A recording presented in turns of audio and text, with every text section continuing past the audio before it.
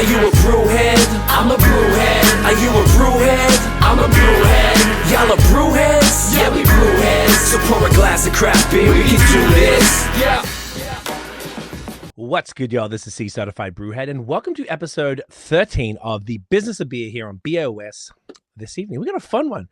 We have never delved into this topic before, and that is primarily focused around craft beer awards and competitions. So I have attended a few of them. I've been a judge for a few of them, so I'm relatively familiar on how it all goes down. But today or tonight, we're gonna get the inside scoop on this.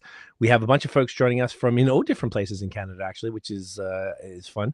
And we're gonna also speak to a brewery who won the Canada Beer Cup last year as well, to try and get that from the brewery's perspective, as well as the inside peek from those behind the cup. So I'm excited to learn more about it. To be honest, it's a fun topic, and there's something that probably most people, unless you're participating in, don't really know the inner workings of. So hope this will be nice and informative for folks. So let me bring this in right now. So here we go. Beautiful. So folks, please welcome Hilary, Christine, and Jeff in the building.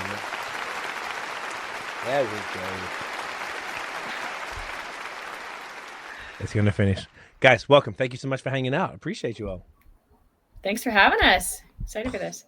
Yeah, it's great. This is great. This is, like I was saying, the awards thing is like something basically every brewery is familiar with, and most breweries, I would say, probably participate to some sort of degree. But I think most people don't really know a lot about it. So super excited to get into it tonight. So what are the easiest way to go here? Would you guys just go, maybe starting with Hilary, just introduce yourself, where you're dialing in from too, because I know we're all in different places, and what you do at the business. Yeah, so my name is Hilary Hoagstein, and I'm the competition manager for the Canada Beer Cup, and I also do all the marketing communications for the Canadian Craft Brewers Association, and I'm all the way up in Thunder Bay, Ontario. Oh, okay. That's the same time zone, right? That hasn't changed until you get to Winnipeg? It changes around Uppsala. Yeah, we're on Eastern time. On Eastern time? Okay. I've been there a couple of times. I can always remember. I know Winnipeg's, I think, an hour behind, if I'm not mistaken. So I wasn't sure. I know Thunder Bay's right up there. Yeah, you kind of have to drive through it if you go across Canada. Yeah, it's a long way, but wicked. Cool town. Okay, amazing. Christine. Okay, I'm Christine Comeau. I'm the Executive Director of the Canadian Craft Brewers Association, and I'm calling in from Rothesay, New Brunswick.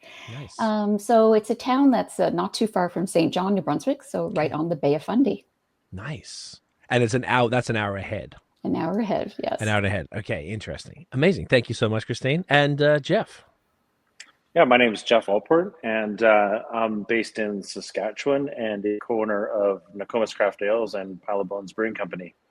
I love it. Now, Saskatchewan is that behind Eastern time? Is that we are Central Time? Central Time, which is 1 hour behind, I believe. Yeah, and we do not observe daylight savings time, so we don't move our clocks around whatsoever. Oh. So the time difference between other provinces varies. So are you 6:25 p.m.? I'm 6:25 p.m. currently. No way. I didn't know that. Interesting. Is that because like the farming thing? Is that really? Because I feel like that's usually the reason. No, I don't think so. Okay. We can Google it. We can find out. Yeah. That's fascinating to me. Yeah. I know there's other provinces that want to stop moving clocks around and get with Saskatchewan, but currently we're the only ones that don't fall back or bump ahead in the spring. No way. Interesting. Well, you learn something new every day, huh? Love to hear it. Okay, beautiful. Well, thank you all for joining us from, I think this is the first time we've had this many people on the pod from this many places. That's awesome. This is way more fun than normal. I love it. Okay, beautiful. So we have 4 great beers tonight from O Bones in Regina. Is that correct? Yes, specifically. I think there's one from Nokomis as well. Amazing. Okay, beautiful. So we're starting with the award winner right here. Come on now. The Quark Strangeness and Charm. It's a collab with O Bones and Nokomis, a 5% wit beer. Is it Belgian wit beer? Yeah. Yes, it's actually kind of Quebec style was the inspiration. Oh, like Blanche de Chambly or something?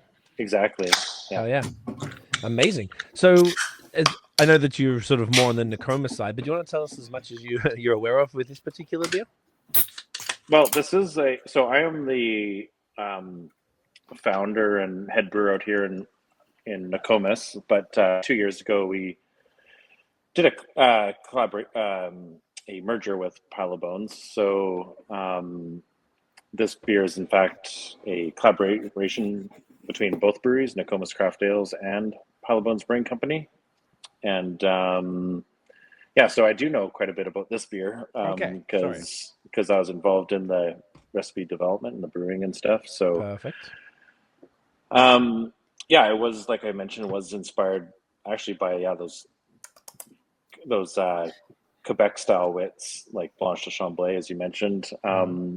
That for some reason that beer disappeared from the shelves and on the prairies. So and yeah, I've always been very fond of that beer and wanted to brew one. And when the idea of a collaboration came up, that's what I had pitched to Nathan, the head brewer at Pile of Bones, and it sort of sat on the back burner for quite a while. And then once the merger eventually took place between the two breweries, yeah, we decided to brew it about a year ago, I guess. So, and it's supposed to be a one-off, but we are it is kind of in the regular lineup these days.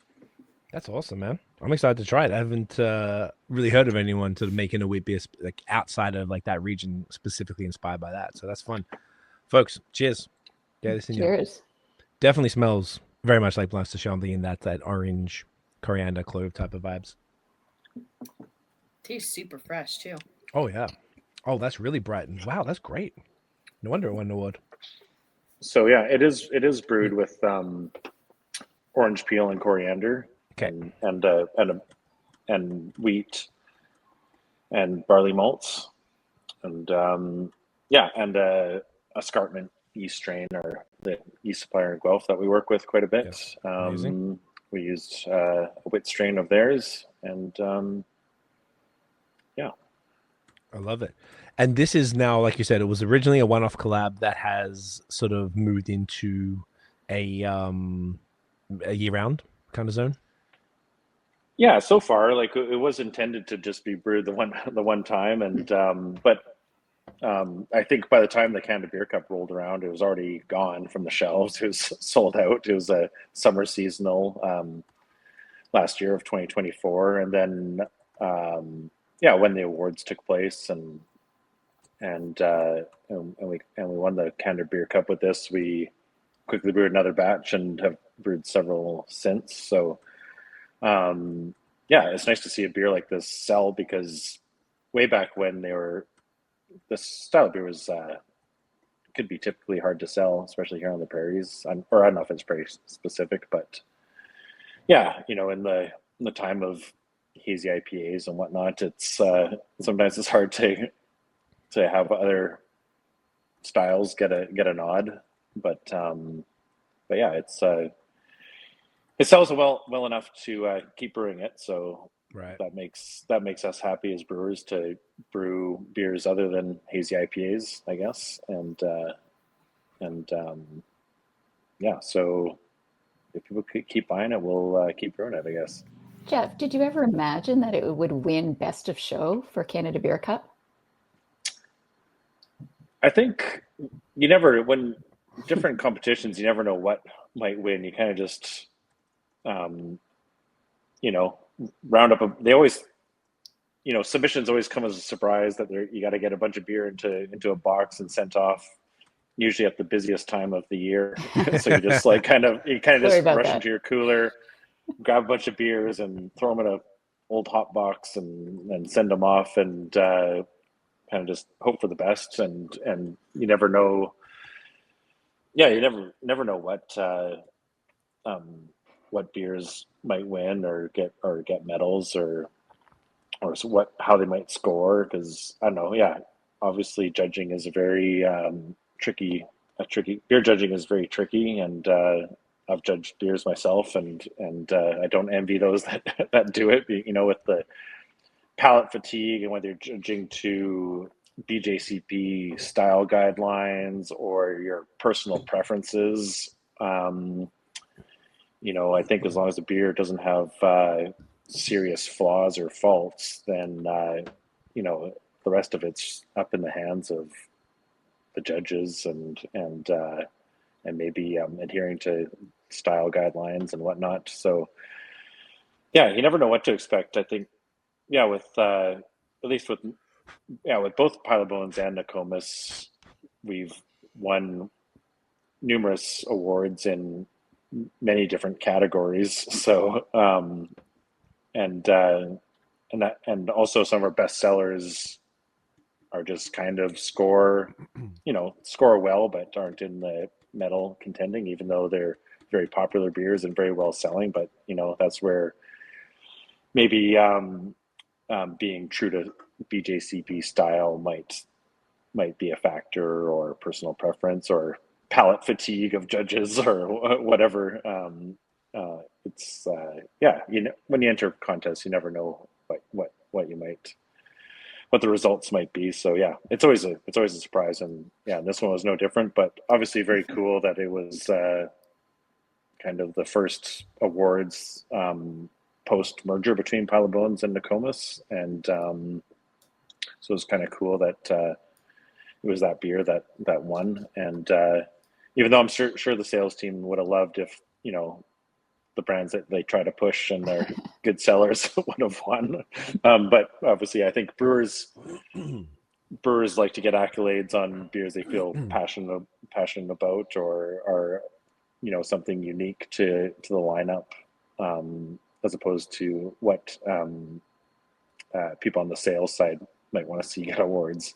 So that's a good point. I hadn't thought of that. Yeah, that maybe it's like, oh, damn, this one-off comes through and gets the best of show. Like, that's pretty, I can see why. But I guess now it's created a demand for a product of something that you guys wanted to see out there as far as the style. And now you as brewers, brewers, and hopefully as drink. Honestly, like, I very rarely drink wheat beers except on the pod. But when I lived in Montreal for 10 years, and you be able to get this everywhere. And this is fantastic. I'm really enjoying this. I can see why this won. Like, this is really well done. It's so balanced. It's got there's a sweetness to it that's like money, that just works so well, and it cuts through the spices. So everything is sort of sitting where it needs to. And I feel like if people haven't had a wheat beer in a while, it's probably the one you need to get in you. Definitely can see that. Hilary and Christine, could you elaborate a bit on what the best of show is, just so people know what that is? I'd heard of it before, but I actually don't know what the criteria for that award would be. Yeah, you bet. So it does vary from competition to competition. So it's not always completely cut and dry. How we did Best in Show in 2024 was we so all beers have been judged at least once at this point, and then we're taking our most qualified judges and compiling a new panel that's in our case 5 judges. And in last year we were really, really proud to have the first all-female Best in Show panel that we know of in Canada. So that was a huge accomplishment, and women that more than deserve to be on that at that table, extremely qualified women. So that was very exciting for us. And then we took the top 25 scoring beers and moved them into that Best in Show round.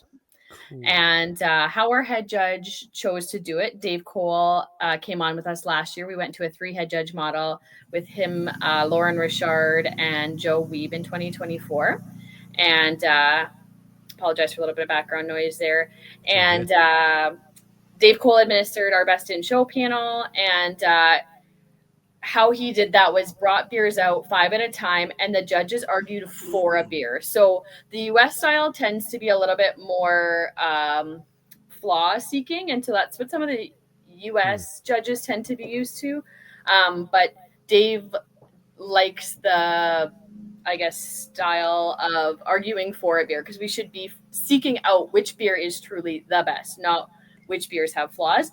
And so we then continue to bring the beers out, and as a beer stays in the running, it gets retained in front of those judges. We, of course, continue to bring out fresh pours throughout the process, because it takes over an hour. And then it's just kind of a continuous discussion, and they have to come to a consensus at the end of it. And then ultimately they choose the bronze, silver, and gold for that round, and that's what receives the trophy. So it's possible that a beer that were to receive Best in Show, it's possible that a beer could have scored higher than it in round one, because it is going to that second round with our most experienced judges, where everything's reevaluated, everything's re-poured from fresh cans, served in the best possible condition once again. And so we think this is a really strong method to make sure that every, really great beer is getting a chance to win that award and being evaluated a second time, or in some cases third time if it's a larger category, in the best possible condition by the best judges at the table. That makes a lot of sense. Is it so it could be possible that a beer that didn't win its category could win Best in Show too? It could happen. Yeah. Okay. It'd be fairly unlikely, but it could. Right, because if it's that good, it would do it. Now, is it blind, or are the judges know? It's totally blind. That's what I thought. Because otherwise, the entire bias, process right? is double blind, and so the judges don't have any the double information. Blind, nice. Yeah, so other than the base style and notes that have been like pre-approved by our team to go through, like with if it features a specific spice or something, but we scrape any info that would be like revealing about the beer. Gotcha. So they'd be like somebody else that would kind of pour it and then give it to someone else, and then they don't know what it is, and then they serve it. Is that kind Correct. of the gotcha? That's right. Smart. I tell you, the process that Hilary was describing, it's almost like a spectator sport. It was so exciting. All the stewards and all of the judges who didn't make it to that round for judging were all just leaning in and just listening to everything. You could hear a pin drop as they were all debating. It was so exciting, and oh my gosh, like it was just you're almost vibrating, and then it all comes down to the culmination as to narrow it down, and then the winning beers and everybody's just dying to try them. It's like a big party. It's so exciting. So do the judges get revealed after the decision has been made and everything's been signed off? Now they get told what it is, or do they have to wait to the event as well? Once it's locked and loaded, they have a bit of a hint, but we do have our judges sign off on confidentiality, so they don't. So it's better they don't know everything, okay. And they're sworn to secrecy, which is smart. Yeah. Okay, that's amazing. And where was the Canada Beer Cup last year? Because I don't think it was here. The year we spoke at it was 2023, I believe, in Hamilton. So the judging took place at Blackburn in Niagara Falls last year, and then our awards gala was in New Westminster in British Columbia in conjunction with the BC conference. That sounds familiar. Okay, amazing. Yeah, and it moves every year, right? Yeah, we're a national organization, so we like to spread the love across Canada. That's smart. That is great. Okay, well, let's get into that a little bit more. So I know we're going to also talk about the CCBA, the Canadian Craft Brewers Association, as well. But I think we should start with the cup, because that's the main focus tonight. Could either of you or both of you maybe just explain what the Canada Beer Cup is, how it got started, like just what the deal is with this particular awards? I'll just kick off with the intro. Yeah. And then turn it over to Hilary, because she really does manage the Canada Beer Cup. Beautiful. But the Canadian Craft Brewers Association was established, I think, in 2018 to be the kind of the unified voice across Canada for the Canadian craft brewing industry. So we wanted to be able to have a common voice in Ottawa, and that's where kind of this vision came about. One of the key funding sources for the CCBA is the Canada Beer Cup. So there was always a vision that the sustainability model would have a competition that would support its ability to be the key advocate in Ottawa. So that's kind of the idea, and that's where Canada Beer Cup was born. And so I'll turn it over to Hilary just to talk more about the Canada Beer Cup. Perfect.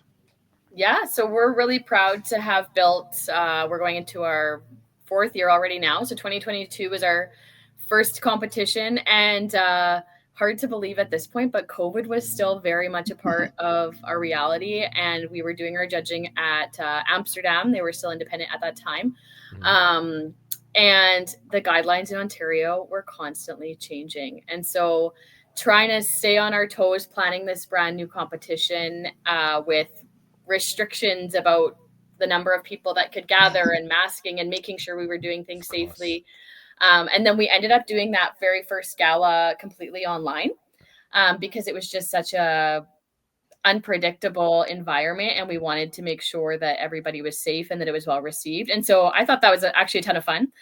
We did live stream parties across the country, and that element has actually continued even as we've moved into in-person galas. We've kept that live stream component because we wanted it to feel unified, and we recognize that not everyone's able to attend the gala in person every year. So we've then partnered up with Blackburn and done 2 years of judging at their incredible facility. They've got heaps of cold storage and have been extremely accommodating for us for the last 2 years.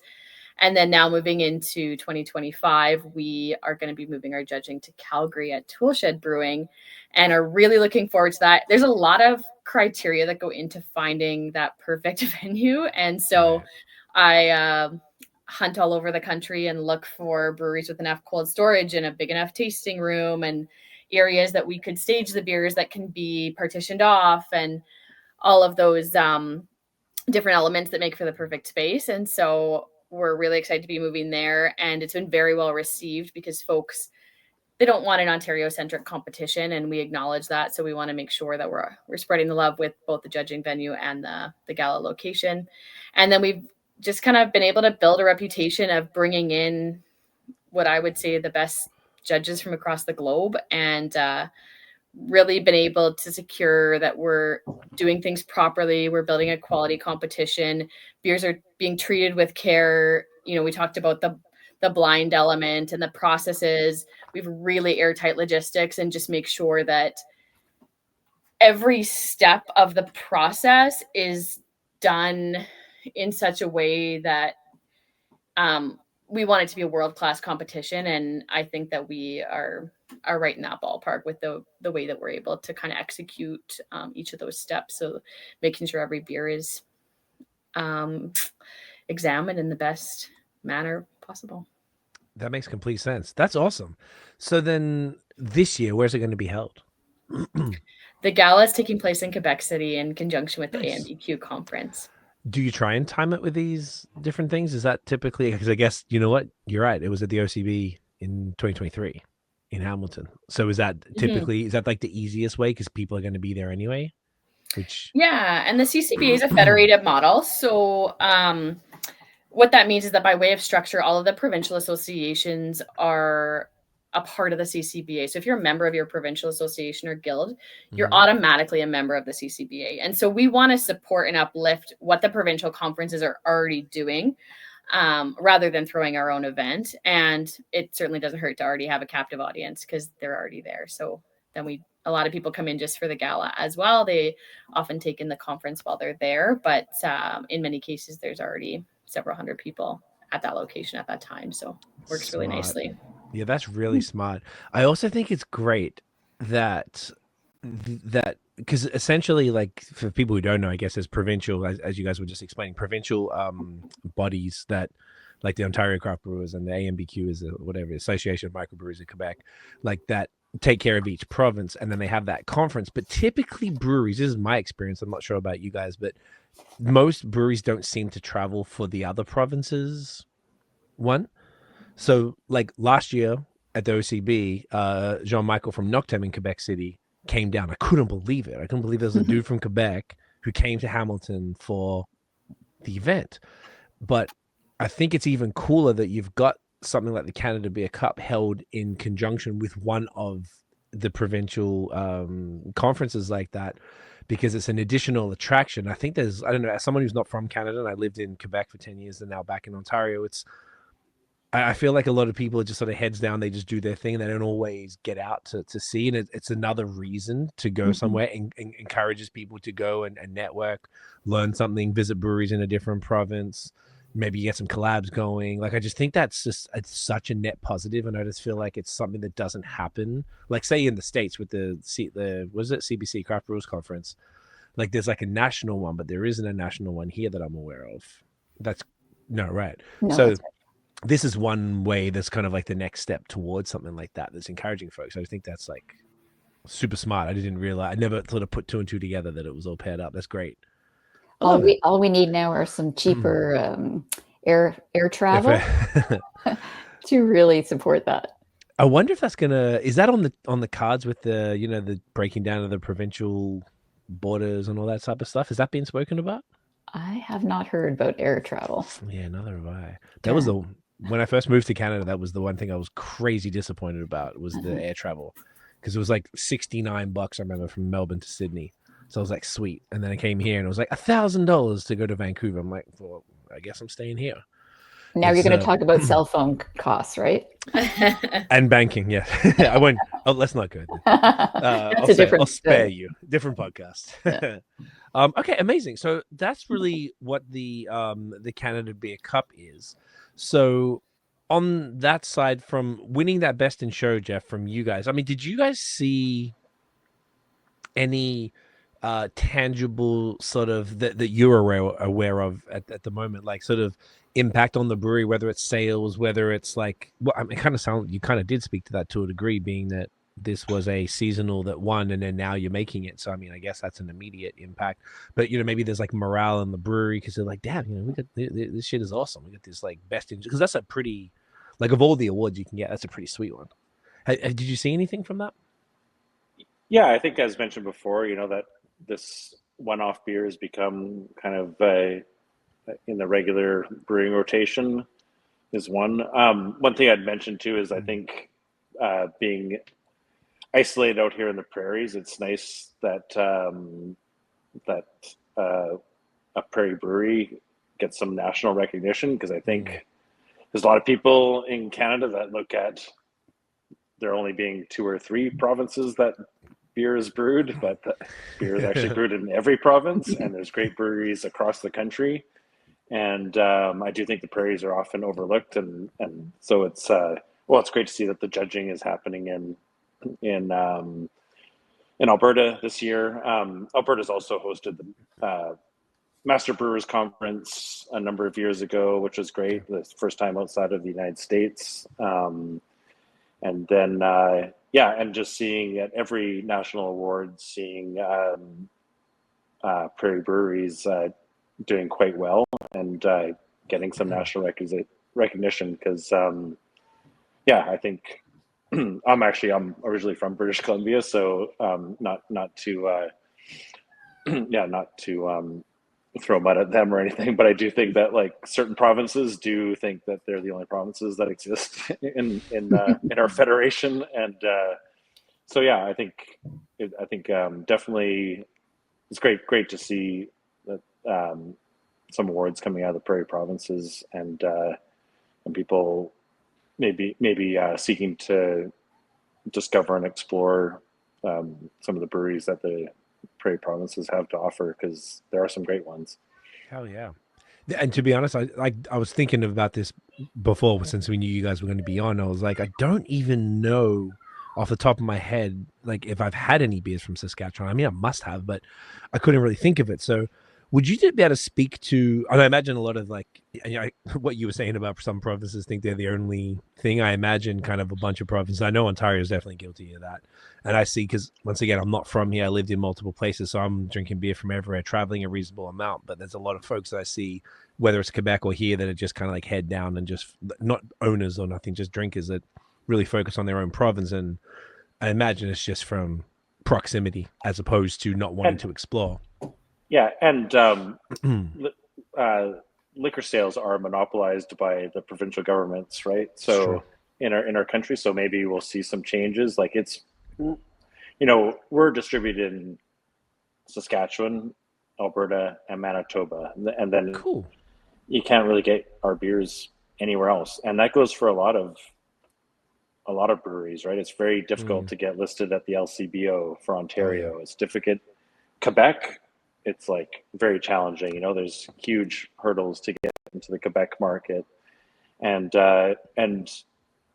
British Columbia has very strong protectionist policies as well. It's Alberta next door has some of the freest policies, and so when you go to Alberta, you can get beers from all over the country in Alberta. So a lot of it really, so the provincial government's monopoly on liquor distribution definitely plays into it, right? As what people have access to on their store shelves, 100%. But yeah, we'll see what happens with some of the promises that have been made with breaking down some of those interprovincial trade barriers. From a consumer perspective, I think people will have access to a lot more if this sort of stuff happens. If maybe places model themselves more like Alberta's distribution system, which is very open, and pretty much any brewery in Canada can list their beer in Alberta. But I think too, I think a lot of beer drinkers do like to support their local breweries, so that's another factor. And we're definitely favored in Saskatchewan, being a local brewery in Saskatchewan. So yeah, how much on from a business standpoint, how breaking down provincial trade barriers will affect the business side of things, I don't know. Like, will it be very difficult to be cost competitive at the shelf on the shelf prices and all that kind of stuff? That's yet to be seen. But purely from a consumer's standpoint, I think having access to all the great beer brewed across the country is a good thing.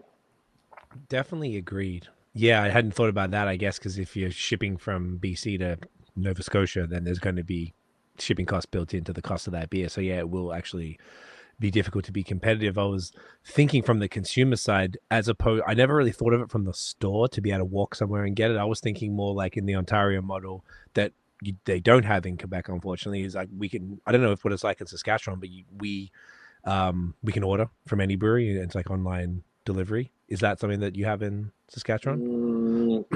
Well, yeah, the online ordering and getting beer by mail, it's definitely a gray area for sure. Oh, okay. Oh yeah, interesting. Yeah, in every province. Well, here I would say it's not here though. Luckily, here is like completely above board.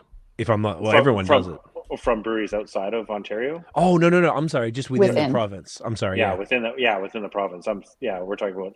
Interprovincial is great as hell. Yeah, super great.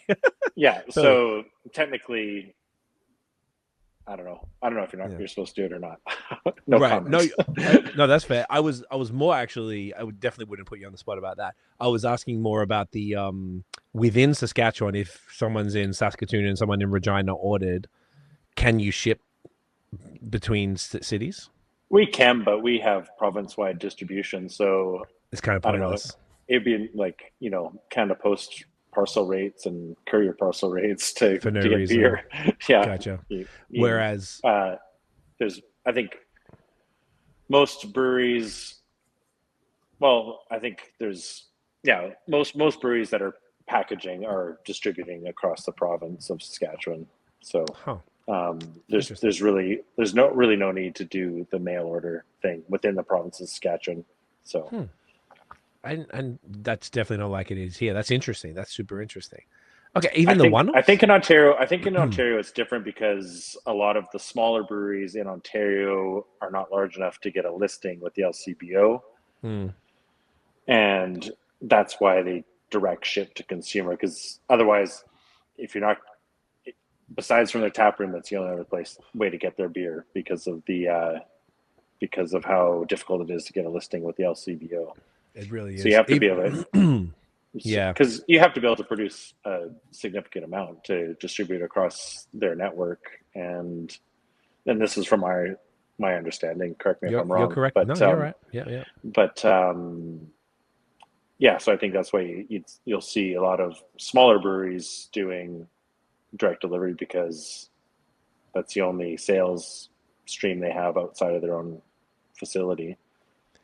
Yeah, that is true. I would also add that the smaller batch stuff that's just made once, kind of what this quark was intended to be, it would not be something that they would even bother putting in there. It's not, and a lot of the time it's just like non-shelf stable hazy IPAs that just need to be, or smoothie sours that need to be kept in cold the whole time, and the LCBO doesn't really know how to treat those bad boys. Mm. But even in Quebec, you couldn't do it, but they had a massive network of thousands and thousands of specialty beer stores across the province. So, and everybody was able to distribute there. So whilst in Montreal, I couldn't get Orval very easily, you have to go out east, but sometimes they do a drop if the right store had the contacts, and, you know, you got to stay tuned for the post and all that type of stuff. But yeah, it was very different than now with Ontario opening up gas stations and convenience and supermarkets and independent beer stores primarily. I think is way the independent beer store here is the game changer for sure. It's the best thing that happened to craft beer, I think, in Ontario. Yeah, since we started 11 years ago, the liquor policy in Saskatchewan has changed dramatically. So we went from 100% government owned and operated retail stores and to zero now. So there was then it went to a mixed model of some government stores and some private stores, and now it's fully privatized. Which I know there's good and bads to that, of course, but definitely it's definitely better as small independent producers to get your beer onto store shelves. That is the way to go there. Benefit of it. As from and not speaking personally, but speaking from a business owner, that's been a positive of that change. But yeah, and so now it's 100% private. So right. But as the liquor board in Saskatchewan still has the monopoly. They are, even though beer produced here at our facility, packaged, delivered straight to a store, on paper it's still all sold to the government and bought back again. So technically they're the sole seller of all alcohol in Saskatchewan to this day. So they have a large warehouse in Regina that out of province and out of country product is distributed through, with the addition of the big brewers having BDL, Brewers Distributor Limited, and then all the small producers direct deliver to retailers. But on paper, it's all sold to the government and bought back again at a markup, of course. Of course.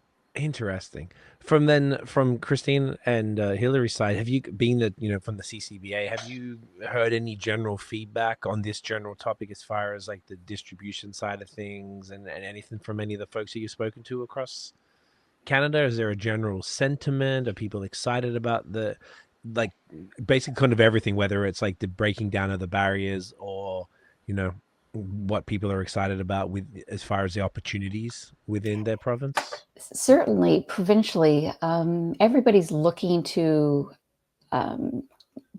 deregulate as much as possible, lower markup rates or tax rates, and create opportunities for selling.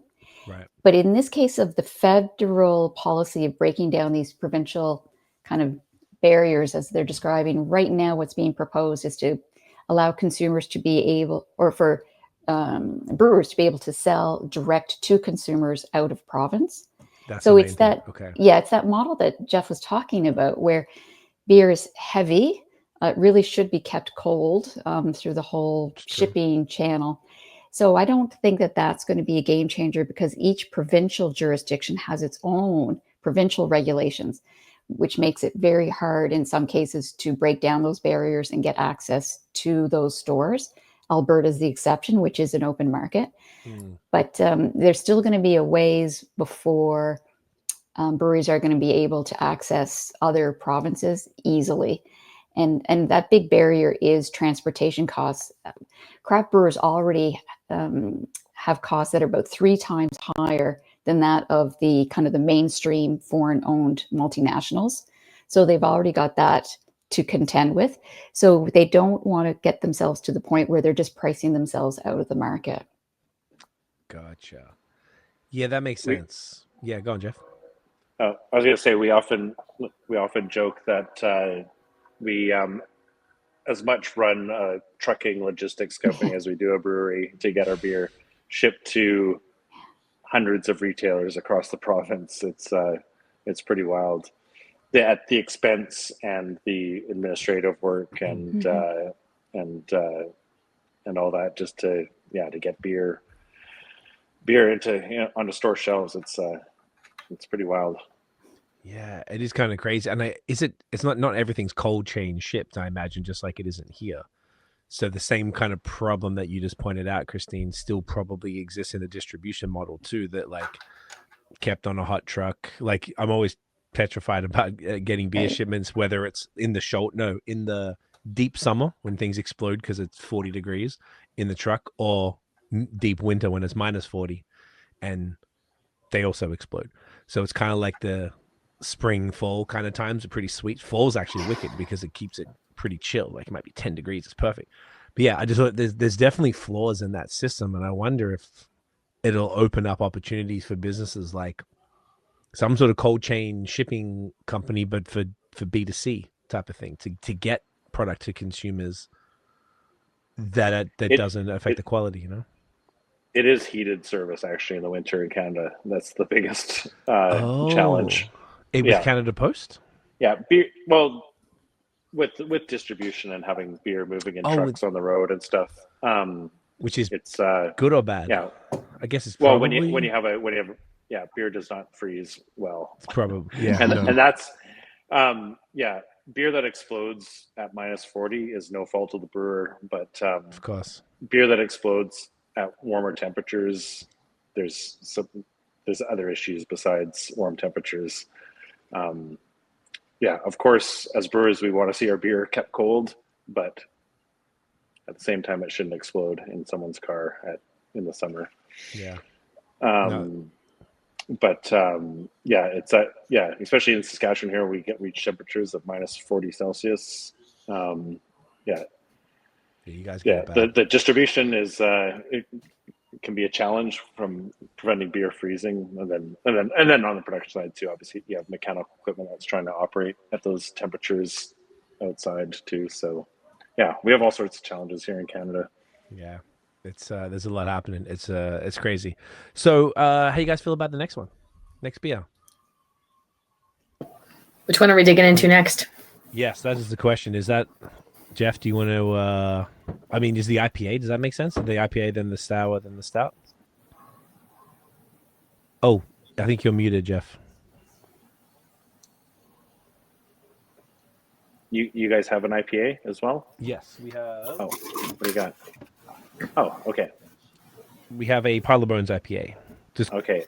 I have some of those here. I will go get one for myself then. Yeah, grab it. Okay, I'm gonna go get one too. Okay, perfect. I'm gonna get a fresh glass. Okay, you know what? I'm just gonna pause. Make it easier. We'll be back, yo. And we are back, and we are gonna rock the Pile of Bones White IPA. Which, if I'm honest, this is a style I haven't even seen a white IPA in some time. Could anyone describe I remember I used to drink them a ton in like the mid 2010s. I feel like they were everywhere. What would you guys? Yeah, how would you describe a white IPA? Like, what is that specifically? Did you want me to chime in on that one? I kind of assume. I think you'd probably be the best. Yeah, I think over the years, white IPAs meant a number of different things. For a while, it meant a wheat-based IPA brewed with a Belgian yeast strain. That was a thing for a while. I don't know if any of you remember that, but a little bit.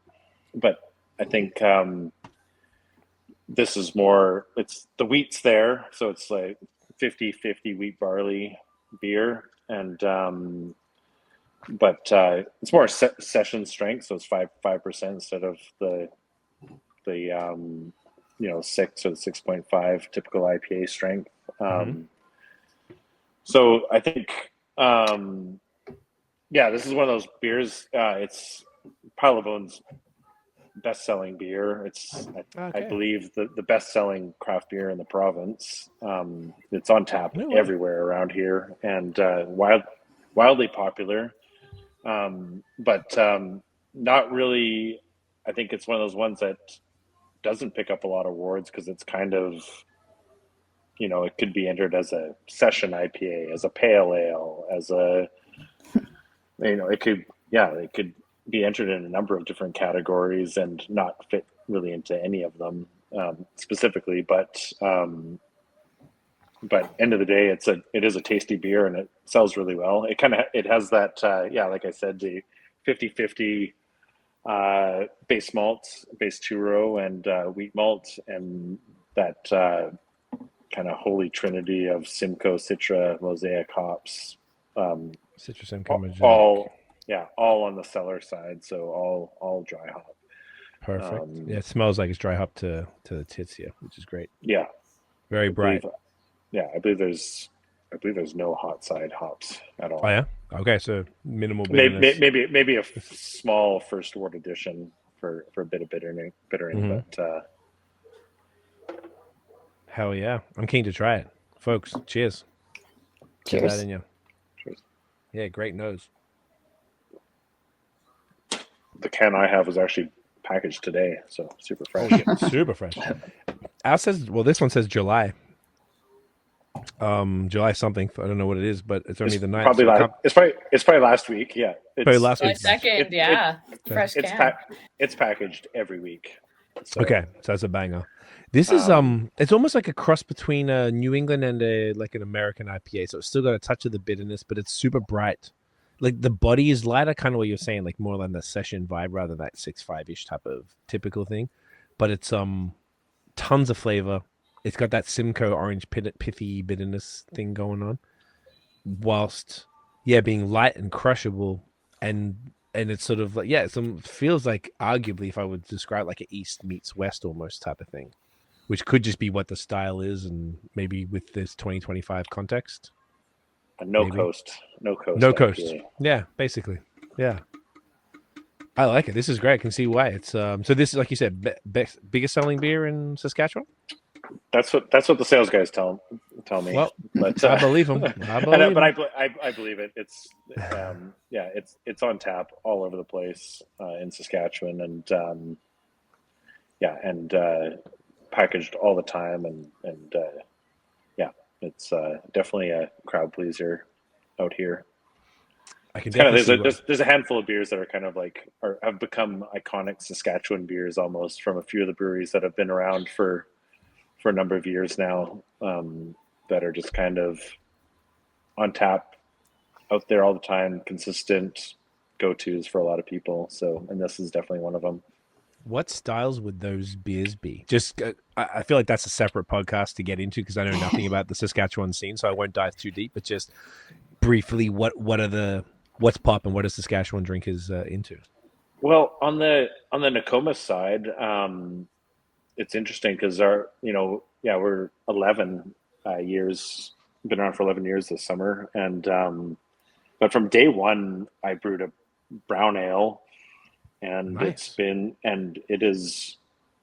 was picked up and put on tap from bar managers wanting to have a dark beer on tap, and it always has a place on any draft lineup because with a lot of other beer styles, you might be competing with a lot of other breweries for that spot, but it seems like that beer is one of those iconic, what's become an iconic beer. Even I guess an 11-year-old brewery is an old hat by this, by the craft this industry's standards, but it's kind of just always been around, always sold well. People love it, and and it's just a brown ale or whatever, but brown ales are pretty good, underrated.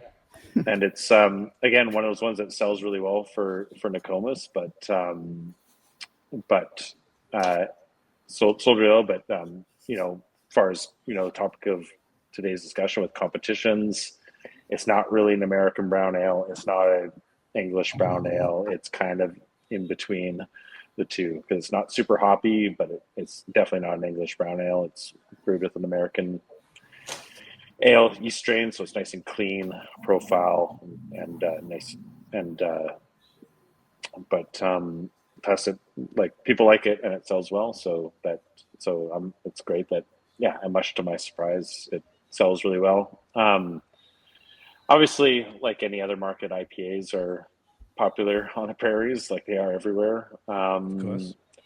And yeah, and I think it's nice seeing some of the craft lagers come around, like people leaning into, because those are as brewer what a lot of brewers like to brew and a lot of brewers like to drink. So again, seeing the popularity in those is fun. And then yeah, and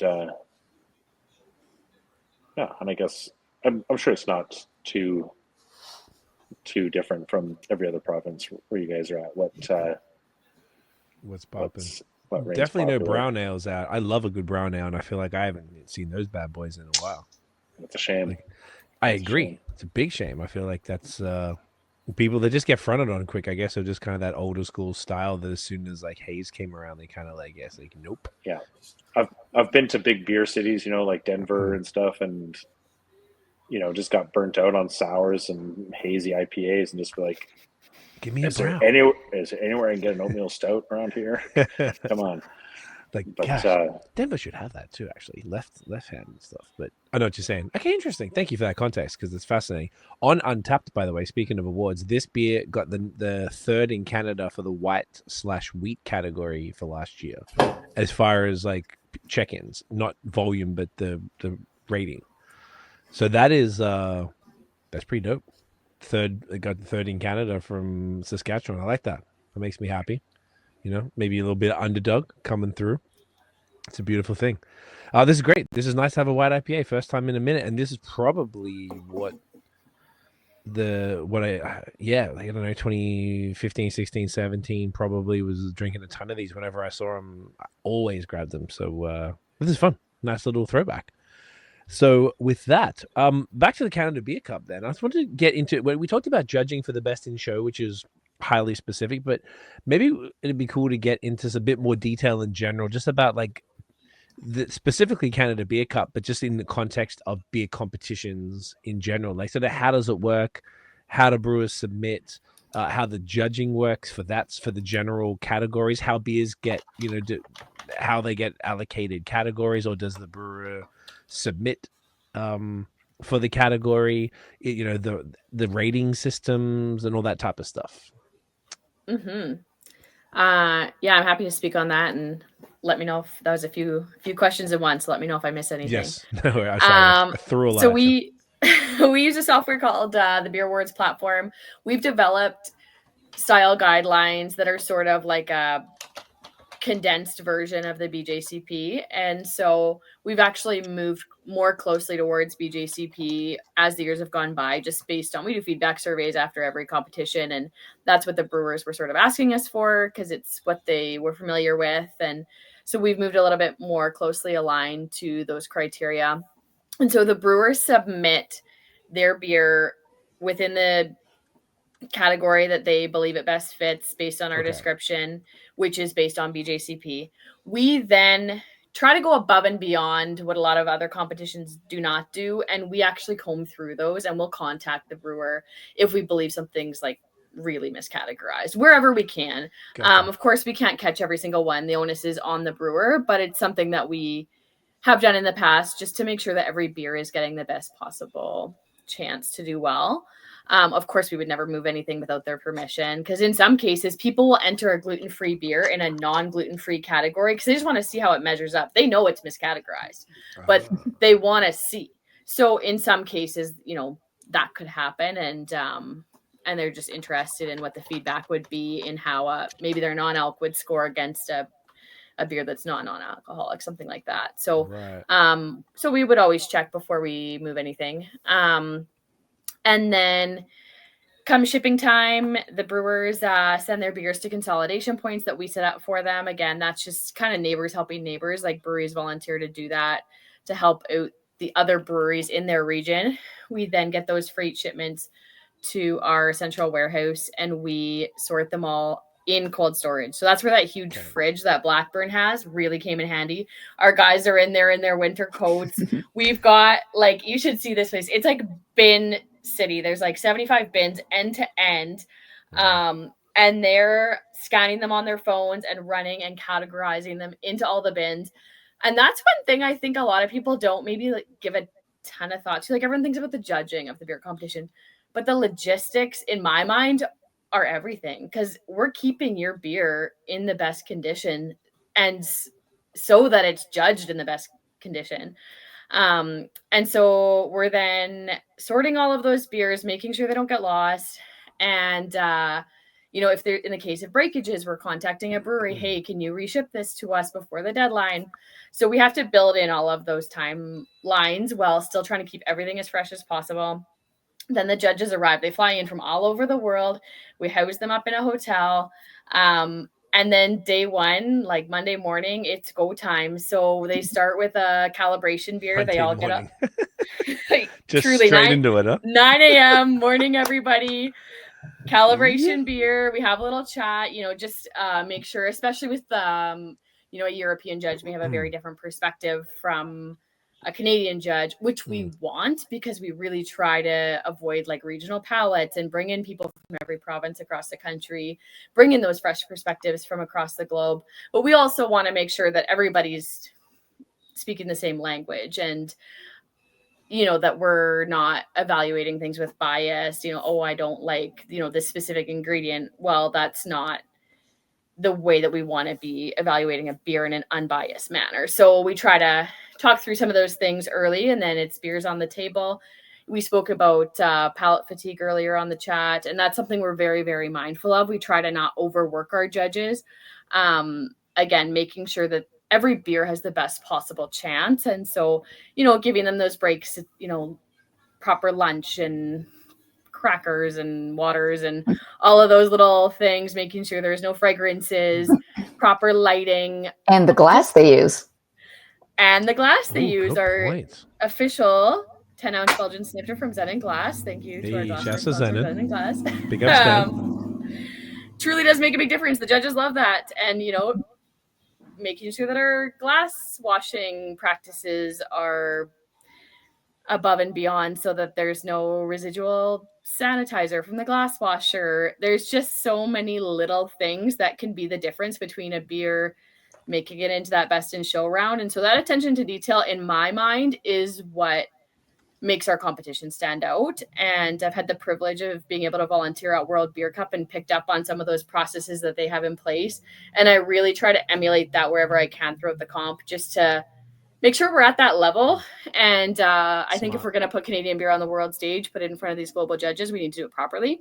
So that's kind of the ins and outs. And then, as I mentioned, kind of the blind processes. And we use the Beer Awards platform, so the judges do it all digitally right into the computer, so that the breweries get their score sheets in a timely manner once the awards are announced.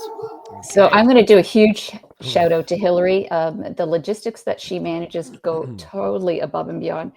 She's certainly talked about a lot of things, but even it includes, dietary restrictions or chair heights, table heights. All the judges are entering tasting notes electronically, so that when the judging is complete, the tasting notes are ready to go out right away when the winners are announced. So then you need electrical cords. There has to be strong Wi-Fi. So usually there's Wi-Fi boosters. There is so much going on, and kudos to Hilary. She brings together an amazing team. We try to get volunteers to help steward. I'm usually the chief glass washer. I know I'm a later. But there's so much going on, and we do try to celebrate as well, and use opportunities for a bit of education. So maybe on the education front, we want to talk about that too, Hilary. Yeah, absolutely. So another wonderful thing that Dave Cole's brought into our competition, we're super grateful for him. I just have to shout out Dave Cole for a second, because he has a heart for the industry. He just wants to see craft beer grow, and just a wonderful person. And so he really advocated for including exams with Canada Beer Cup. And so we're going to be doing that for the first time this year as a professional development opportunity. We want to see better judges in Canada. We want to give opportunities to, folks that haven't maybe seen themselves as a beer judge before, and just provide those avenues to get certified, to move up in your rank, so that we have a better pool to draw from, not only for ourselves, but we're also trying to build up the industry as a whole. That's the entire mandate of the Canadian Craft Brewers Association, is to create a thriving Canadian craft beer industry. And so part of that is raising the caliber of our own Canadian judges. And so one way that we're going to be doing that this year is through BJCP exams on Thursday, October 2nd, I believe. So you encourage the judges to sort of enroll and go through the course and then pass that, and that's going to be really what everything's based off. That's right. So like BJCP, because it has both the experience points as well as the exam scores, they need to take the exams and get certain score to continue to move up in ranks. And then it provides them with more opportunities, not only nationally, but to judge in the US, et cetera, just by having those distinctions. And so exam seats seem to be a really hard to come by thing. And so we're just trying to offer exams so that people, the judges will already be there. So in many cases, it'll be our judges taking them. It could be other Calgary locals that want to become a beer judge. And so they perhaps will steward the competition, gain some stewarding points, be able to take their exam, and, maybe we'll see them next year or in a couple of years because they've now had this opportunity to get certified. So when you said the experience points, you literally mean beer judging experience points even before you've got your BJCP. That counts towards it. I'd have to bring in Dave to really get the ins and outs of the BJCP. But to my knowledge, once you've passed your online exam, you have a number, and you can then, any stewarding or judging that you're doing gets you points towards your BJCP credentials. And there's different levels of it, I imagine. That's right. So we bring in a lot of nationally ranked judges, and this year we actually have 6 Grandmaster ranked judges, which is unheard of. That's unbelievable to have that many judges at that rank in one place. So we're super proud of that. We don't exclusively work with BJCP judges. We also acknowledge like Cicerone and WSET, those other certification programs, as well as it's possible that a writer would have a lot of industry experience. And so we certainly don't discredit that. The BJCP is just a really handy measuring stick to acknowledge someone's experience and expertise. And so we tend to lean on that program a lot, and that happens to be the exam that we're offering. But there's certainly other programs that are very well recognized and credible. So interesting.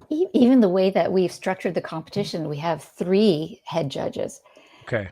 Actually 4 this year, because we have we've introduced cider into our competition. Okay. 3 head judges. 3 including cider. Yeah. Okay. But then we have packaging as well. So that's also a fun. Sorry, you're right. Okay. So even having that model means that there's opportunity for those that are interested in taking that side and actually running competitions and organizing competitions. Because otherwise there's very few opportunities in Canada on the national scale to be running competitions. So we want to, create those opportunities for people to come in and learn and experience. Gotcha. Okay. This is fascinating. I'm on the BJCP web, so I'm just trying to find out what the different levels are. We have an arrangement with Cicerone for Link Up for our nonprofit, so I'm familiar with those levels, but I didn't know there was. I thought that you got BJCP, it's a thing, and that's all it is. But there's levels to it. That's even more. I can't really. They don't really seem to have it obviously on here. They got all the exam stuff or whatever. Like beer judge program. It might take too long to find it, but I just didn't know. I think it's just that's so cool. That's how to become a higher rank. BJ use a tiered rank system. Okay. So then there's recognized, certified, national master, grandmaster, which is exactly what you guys were saying. And there's points there. Interesting. And do they do the exam on October 2nd or whatever you're mentioning? Is that like a tasting exam, kind of like the Cicerone, how they have a written and a tasting? Same deal? Yeah, we'll be offering both. So it's written followed by tasting. And I believe we're also going to be doing a cider exam as well. Dope. That's great. That's really cool. But are any of the judges not BJCP, or they have to be BJCP to get in, at least in the bottom level, which is recognized? There would be some that have gone through other avenues for sure. So whether they've gone through the Cicerone program, whether in some cases we have brewers, if we feel that they're able to offer like a strong perspective as a judge. In some cases there's writers. Again, we would really look for like, do you have the technical expertise to evaluate a beer? You know, it's wonderful if you've written a book, but we also want to make sure you can properly blind taste a beer. So yes, we certainly could have judges that didn't specifically go through BJCP. Interesting. And as wonderful as it is for a brewery to win, really there's just huge value behind the tasting notes that the brewers receive. And so many, especially if they're newer and emerging brewery, they want to get that feedback. So we want to make sure that the tasting notes are top caliber, giving the brewers the feedback that they need. So that they can potentially tweak or improve or just keep going down the same awesome path they're already on. Of course, that makes total sense. Yeah. So then on that note, I don't know how much of it's like proprietary secret, whatever, but the way that the judging works, so there's tasting notes clearly where there's like free form, people can write, I'm getting da da da da da. But is there like, what's the point system or whatever that how that works? If you can speak to that, if you can't, it's no problem.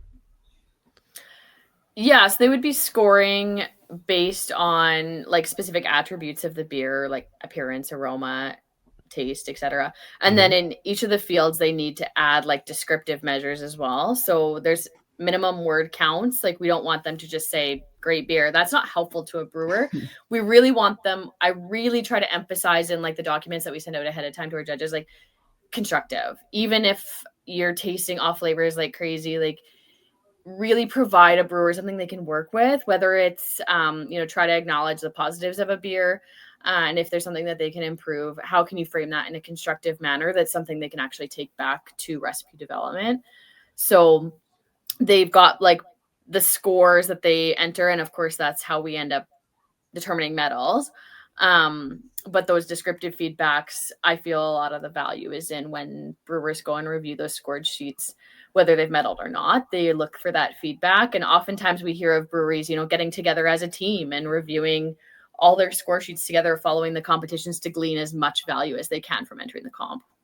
That would be smart, particularly entering competitions, I imagine, costs money for the most part, and then shipping and all that type of stuff. So there's effort on part of the brewery, so you may as well get that. Did you guys do that, Jeff, from the beers that you guys entered? Getting detailed score sheets is definitely something we want to see from a competition because, meddling or whatever it is, what it is, but you are looking for feedback on your beers. Number one. Any sort of detail is definitely appreciated.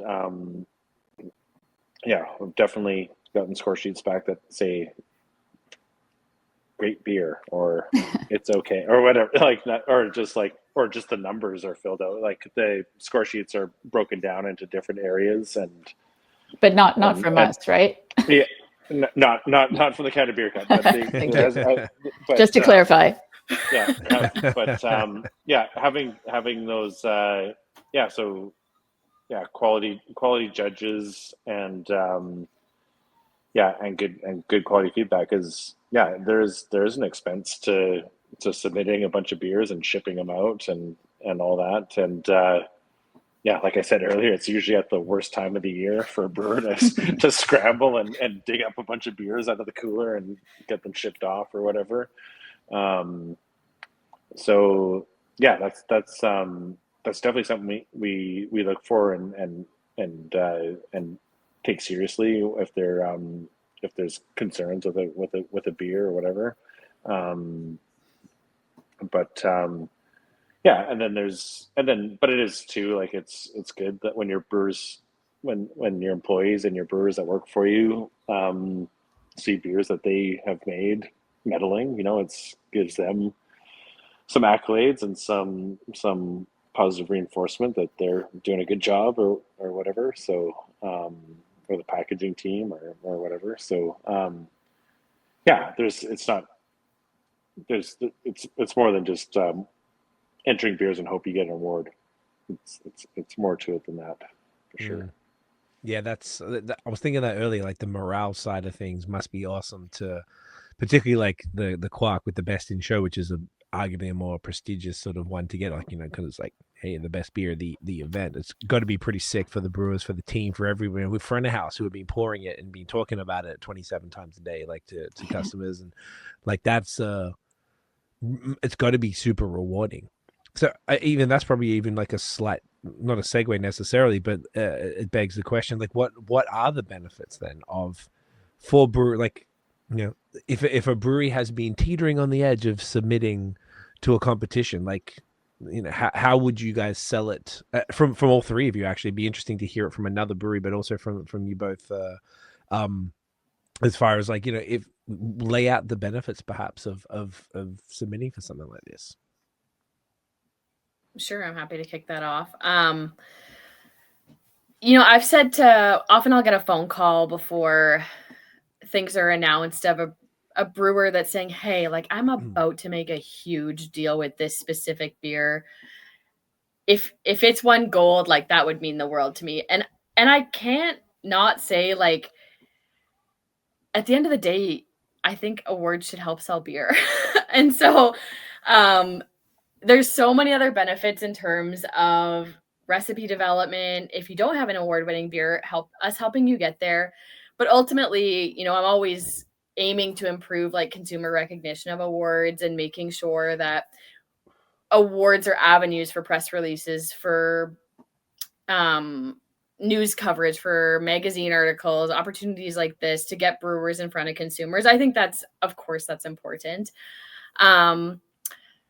And then, of course, the quality feedback, the national recognition that you receive with Canada Beer Cup. We have a ton of fun celebrating at the gala. And I think what really makes Canada Beer Cup stand apart from other award competitions is the nonprofit element. And the CCBA, the Canada Beer Cup, all the revenue and proceeds go towards the Canadian Craft Brewers Association and their federal advocacy efforts. So at the end of the day, the brewers, it's kind of like putting money in your own pocket, because we're advocating on your behalf for excise reform, so that you're paying less federal tax at the end of the day, as well as uplifting the Canadian craft beer industry as a whole. And so I truly do believe that by supporting Canada Beer Cup, you're kind of serving your own best interests at the end of the day. And the rest, not to say that they're add-ons, because winning an award is pretty sweet, but if you're going to get behind something, I feel like supporting your National Craft Beer Association is kind of a no-brainer. Definitely. I would definitely second that, for sure. I definitely second Hilary's point that, the fact that, it is an expense for a brewer to enter competitions, and knowing that your entry fees are going to recruit top-notch judges and then go into the advocacy efforts that the Craft Brewers Association is doing, is a makes it much more worthwhile than knowing that it's a for-profit run competition where there's a bottom line involved for the organizers to make money. So which kind of has made me sometimes not enter those competitions, for sure, just by that fact alone. Yeah, I can see that. You're going, Christine. Yeah, Hilary definitely nailed it. The only thing I would add is the Canada Beer Cup Gala is one heck of a party. Just imagine being surrounded by hundreds of other like-minded people. When folks are in the room who are winning awards, the smiles are ear to ear.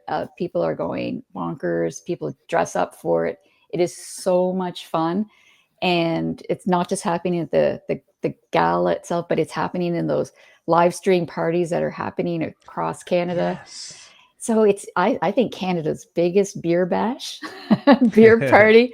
And we That's just a good want name for the episode. I like right. that. We want everybody to be a part of it. Again, for all the reasons Hilary explained, but it just brings life and vitality. I think it helps elevate Canada's craft beer industry. I think it starts attracting perhaps people that were craft curious to like, what is that all about? I think it helps position Canada even as an international tourism destination. Hilary talked about some of our international judges. Well, when they go home, they're writing about the quality of craft beer in Canada. So there's just so much about it. And getting behind it, it just feeds on it, and there's just huge, just wonderful energy behind the competition. I definitely agree. From the one that we attended, it was a vibe. And the other thing I really, aside from I'm glad you mentioned the satellite parties, because there was there was a brewery in every province that looked like it was all prearranged, that was like showcasing the awards. So our friends in Kanawaki Brewing in Montreal were showing it because I know they won awards, and like they would texting me during it. It was sick. I was like, this is so smart to do it that way. And then on top of that, I really like there's so many categories, and it was next. It was like, cool, Oh yeah, we're up. tight. Yeah, so tight. I loved it. It was just so like on paper, you're looking at it all and you're like, oh Jesus, this is going to be intense. It was like, it flew by. I was like, can this go longer? Like, cause you got the bar and you got all the beers pouring from a thing. I was chilling. It was great. It was cool. And it was nice seeing all the people, the breweries would often go up and all their matching gear or something. So it kind of looked like everyone was together, proud to get the awards and stuff. It was really nice experience. It was just really professional and really like you said, Christine, tight, on point, great energy. It was cool. It was a really enjoyable experience attending it. And I think even that theater that it was in, I imagine it's probably not, because the one in Hamilton had like the tilt, what is it, like almost like a stadium seating. Thank you. Exactly. And they had some stuff on the floor as well, but it was a bit of a mix. I imagine more of them are probably all floor. We work with the venue we have. Oh, it worked that way as well. Yeah. I would imagine it would. Yeah, it was sick. It was great. It was cool because everyone was like able to sort of have plenty of space as well, which was nice. It wasn't like crammed. You didn't have to like scooch past people and stuff to go get your award and everything. It was it was really nice. It was cool to hear. Okay, I like that a lot. That's great from everyone's perspective. What I was thinking, shall we get to the next beer and then we can talk a bit more about a little more in depth about the advocacy side, because I think that's probably what a lot of the industry folks want to hear a bit more about and what's going on with all of that, because it's very, very cool. And even to Jeff's point of like, it would make so much more sense for a brewery to want to enter a competition that isn't for profit, that knows that like that money that they're spending on the submission fees are going back into the efforts to help reduce their taxes and to fight for their rights as an industry, which I think is wonderful. Dry hop sour time, I'm thinking. Jeff, makes sense? Sounds good. I don't have one myself here, so I'll just keep drinking white IPA. You can keep drinking that unless you got something else you'd like to showcase, a Nokomis product or anything like that. That's good. Well, cool with that. We'll get to the big Imperial Stout later on.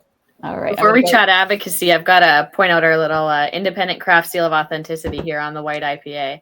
Yes. So with the supporting independent Canadian breweries movement that we're really seeing right now, we're really encouraging breweries to start using that and educating consumers about what it means. So just wanted to point that out. I'm glad you brought that up. A fun story about that. Back in I think it was 2018 when you said that it'll happen. I had the guys at Four Origins in Montreal reach out and they were like, I want to do a thing on our YouTube channel to talk about, they made a seal that they wanted to do, because I think this was this was before the CCBA had officially come together. But it was in the works and they didn't know it, I don't think. So we did a little thing. They were like, yeah, the AMBQ is moving slow. We've made a little, our seal. And then Fred from Charlevoix and Steve from BAOS reached out, and we went to Mondial and we did a pod at Mondial in 2018 where they were like, look, we're working on this thing. It's coming really soon. We're dropping. It was just really funny because it was like these guys used us for that. And then they were like, no, let's set the record. It was very cool. And it was cool to see from that sort of the genesis of the CCBA and where they end up taking it. So it was cool to hear them talk about. I can't remember what episode it was. I'm sure it's in the original series when it was in person, but if people want to check it out. But it was fun to hear. It's cool to see it all come to life and be running for the last 7 years and sort of do all of this stuff, including the Canada Beer Cup and this advocacy work, which is obviously very important. So it's yeah, I love to see it. I'm gonna have to look that up because Fred was so instrumental in Quebec, and the seal has awesome uptake in Quebec, which I can only assume is largely in part to Fred's influence. So he's just an awesome. Oh, that's awesome. That is person. Yeah, Fred is a champion. I'm trying to find it so I can say the episode now. It is. Ooh, no, that wasn't it. How would I search for it? It's Fred. Oh, hey, is that it? This might be it. Yes, here it is. It's episode 89 of the original podcast series called Canadian Beer Independence with Steve, O Bones, and Fred of Charlevoix. So that was like just looking at that back and then in context of what's happening now, it's kind of fun. Did we want to pause for a sec while everyone grabs the beer? Yeah. Yep. Okay, we'll pause. We'll be back in a moment.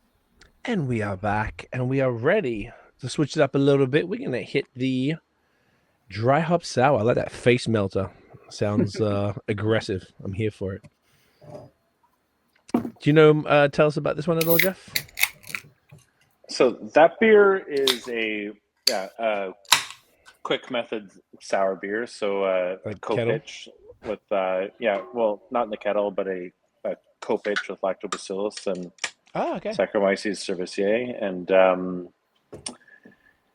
malt bill is barley, oats, wheat, and as the name implies, it is dry hopped.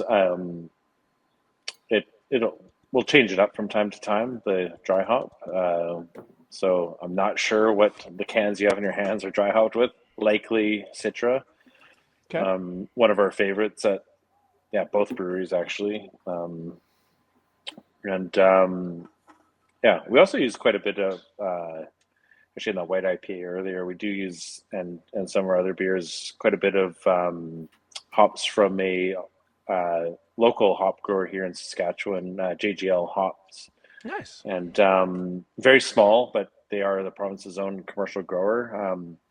Challenging to use in beers like IPAs and stuff, but of course, just because their acreage is small and they obviously don't have access to grow those proprietary varieties, but we're using them exclusively in a handful of our beers, and so it's great to have that grower here in Saskatchewan, because as obviously the prairie provinces grow most of the wheat and barley used in beer across the country, where it's we're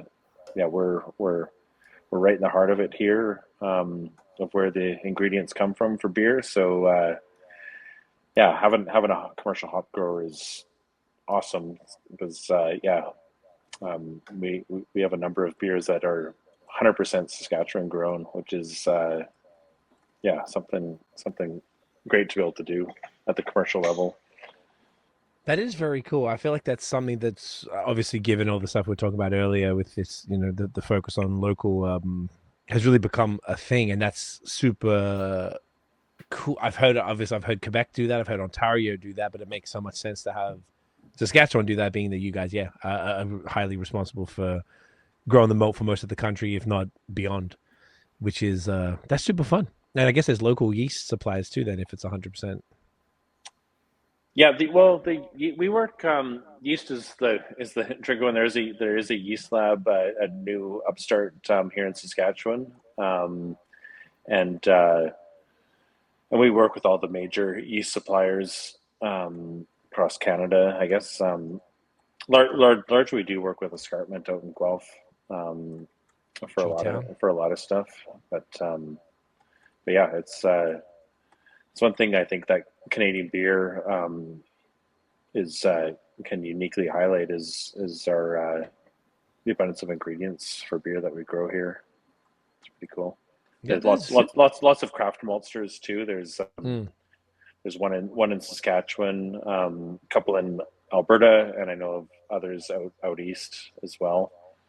Of small maltsters. which is cool because that's part of what brewers select for their ingredients is a big part of the beer. So it's a fun time. Here for it. Love it. Looking forward to trying this, folks. Cheers. Get that in you. It's got a great nose. Super bright. Very that dry hop, just straight up dry hop sour vibes, big time. Yeah, tart. Wow, nice. And it's only 4.5 too. Yeah, I like that. Wow, this is great. I feel like these are 3 styles I haven't had in a minute, and this is really nice. Like, it's really cool to drink something that you don't always drink, and this is like, I feel, and I think some of it is kind of what I was saying with brown ales. If I see a brown ale, I'm getting that bad boy. Like, I really don't see them, and I couldn't even tell you the last time I saw a straight up dry hop sour either. Once again, I feel like I was drinking these 3 styles all the time in the 2010s. Mm-hmm. Funny how that goes. I like it. And this one is this a flagship or this is a one-off? No, it's produced year round at Pile of Bones, and Nokomis also has one very similar, a dry hop quick sour. And then in the Pile of Bones lineup, there's also a Gosa, which is another quick sour. And then here in Nokomis, we do a whole bunch of barrel aged sours as well. We do there's not many of us, but we're one of the few breweries that with a sizable barrel program doing the extended sours, that take 2-3 years to produce and go into bottles, which is also foreign to a lot of people. So but obviously the quick soured beers are definitely lower price point, more accessible, maybe a little bit more less complex, and so it's cool that they're around. Definitely agreed. How do those the barrel aged sours move? Are they sort of they got a nice popularity going, or what's the very slowly? Very slowly, because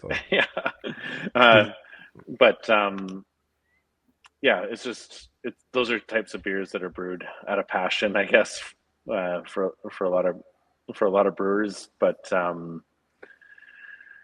there's a handful of us doing them across the country, I guess, and basically, really cool festival actually in Edmonton that happens every September, called Barrel Fest. It's all barrel fermented and barrel aged beers, which is really cool. Breweries from across the country participate in it, and we have. It's 2 years since the inception. We'll be back this September. So, again, like exciting things happening across the country. Lots happening. Canadian beer. It's a beautiful thing. This is great, man. This is fantastic.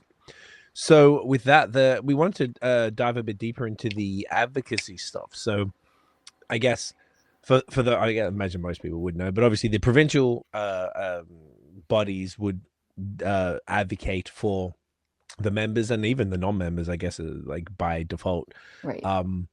To make sure that they're taken care of, talking to the local MPs and for tax breaks. I know there's been some things happening here in Ontario recently that folks were pretty excited about, and I know that there was a nice win recently as well federally. I'd love to hear more about the types of advocacy work. I mean, obviously, definitely want to hear about the government side or at least with the taxation, but other things outside of that, because I feel like the thing that someone like me who's sort of on the periphery of the industry hears about the most is the tax stuff, because that's what the brewers are telling me about, or the owners are telling me about, that's really hurting them out here. And the thing with the comparison from Ontario, the tax to the tax in Alberta, that massive difference that I can't remember if it might have been the OCB who put that out. There was like this graphic last year that really, I can't remember if it was you guys or them, but either way, if you guys could just dive a little bit deeper into that and just really talk about the different things that that you do, and then that obviously is contributed to that via the the Canada Beer Cup revenue. Right. First, let's play a little game and let's paint a picture of the industry in Canada. So I don't know if you know the answer to this. So if you do, don't shout it out. But Okay. I'm curious, how many craft breweries are there in Canada? So would you guess? I'm going to give you 5 tiers. Is there like Okay. under 500, 501 to 1,000, 1,001 to 1,500, 1,501 to 2,000, or 2,001 to 2,500? If So I'm think, not mistaken, I think think about it. it's Okay. the third tier. It's 1,000 to 1,500 in Canada, if I'm not mistaken. Awesome. You get a gold star. That's right. There's nearly That's cool. 1,200 breweries. Well done. It's really not that much compared to, say, like the States is like 10K plus at this point, I think. Yeah. And Crazy. Relative population. yeah, Well, think about which would make they're, sense. they're 10 10x. times us anyway, right? So that actually makes sense. Yeah. That's what we Okay. can sustain. Okay. Next question. Again, if you know the answer, don't shout it out right away. Nationally, what is craft beer's market share of all beer in Canada? So I'll give you some tiers again. Is it 5 to 10%, 11 to 15, 16 to 20, 21 to 25, or 26 to 30? 5 to 10. Okay. If I'm not mistaken, unless it's 12% or something like that. I think that All right. was what. Hilary, do you know the answer? Do you have a guess? I think it's 11. I should know. I think it's 11%. Why? I thought it was It's on the 5. tip of my tongue, but I want to say 11%. You know, 11 or 6. I'm almost going to say it's a bit of a trick question because it varies so dramatically from province to province. Oh. But on average across Canada, it's 17%. 17. Yeah. So Is that a newer number? Somewhat newer, but a lot of that is actually driven by British Columbia. So they have policies in place that really do support the industry. And Good. BC craft breweries, I talked about the 17%. Well, in BC, they're pushing like 30% or maybe even 35%. So when you have the right policies in place, this is what can help drive an industry. And that's why this is so important to talk about. What are those policies that could be put in play to help grow that industry? We talked about there's nearly 1,200 craft breweries across Canada. There's no reason that couldn't be doubled. Totally. That's 35% in Alberta, in BC. That is so amazing. That is incredible. Like, that's incredible. Unheard of. Like, the other interesting factoid, I won't make you play the game on this one, but if I'm ready for a game, let's go. This is fun. Then here's another guess for you. So if craft beer represents 17% market share, and the industry employs 30,000 people, what percentage of industry jobs are from with the craft brewers? Is it a tiered one, or shall I just stab? Oh, let's do a stab on that one. I can stab. To be honest, we used the stats similar to this, speaking at the OCB, to talk about link up about I've been trying to quote it to people recently, and I'm butchering it every time. I have no idea, but I want to say like it's something like 60 or 70%. Oh, you are smart. It is 60%. 60. Okay. So we do. Craft brewers it's labors of love, and when I say labor, it is labor. So it's highly labor intensive. So that's why our industry has such a huge impact on Canada's brewing industry. So we represent 60% of all jobs, and 8,800 of those are in the tourism sector. So breweries, craft breweries, their tap rooms are tourism destinations. So even that contributes economically across Canada. And total industry contributes 1.7 billion in GDP. I didn't make you guess that one. so it was the craft brewery. Can I just repeat that? 1.7 billion is the GDP from craft breweries in Canada. In Canada, that is so from 30,000 jobs, which is only 60% of the industry. When the macro breweries across the country have 83% of the market share.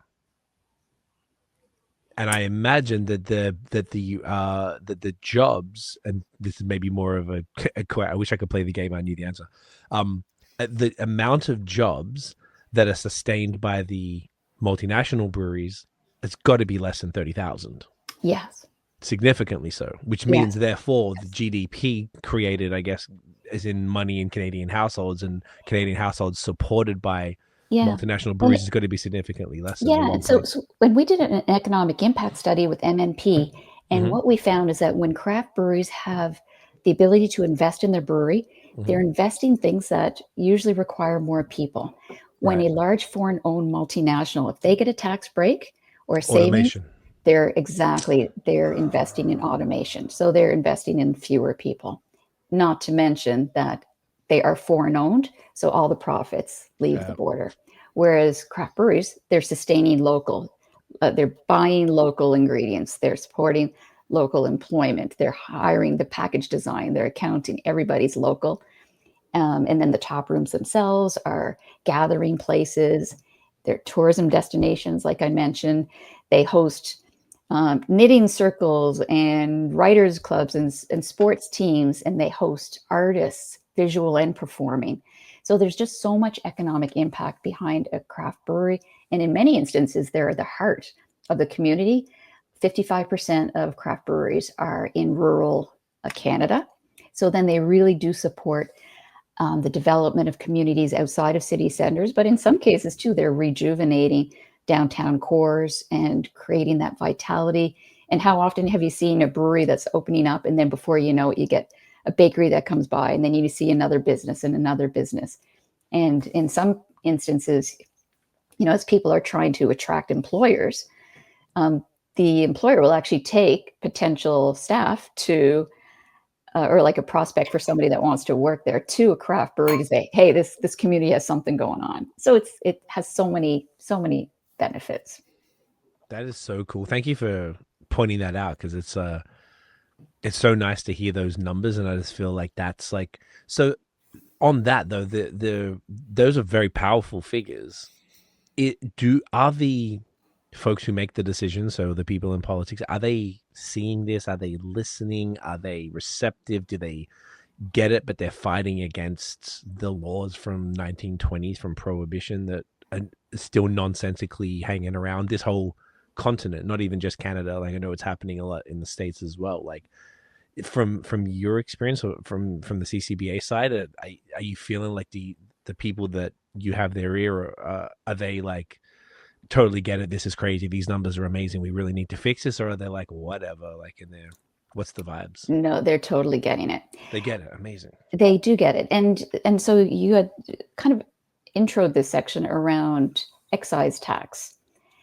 And um, we were able to really make an impact when we did an economic impact study and built the business case to illustrate that when a craft brewery can get a cost saving, they are reinvesting in the business, which then government loves, because that turns into hiring more people, additional Payroll investment. tax. Exactly. Real estate. There's Mm. so many other opportunities for tax revenue gain that it's an investment into our industry. It's not a handout.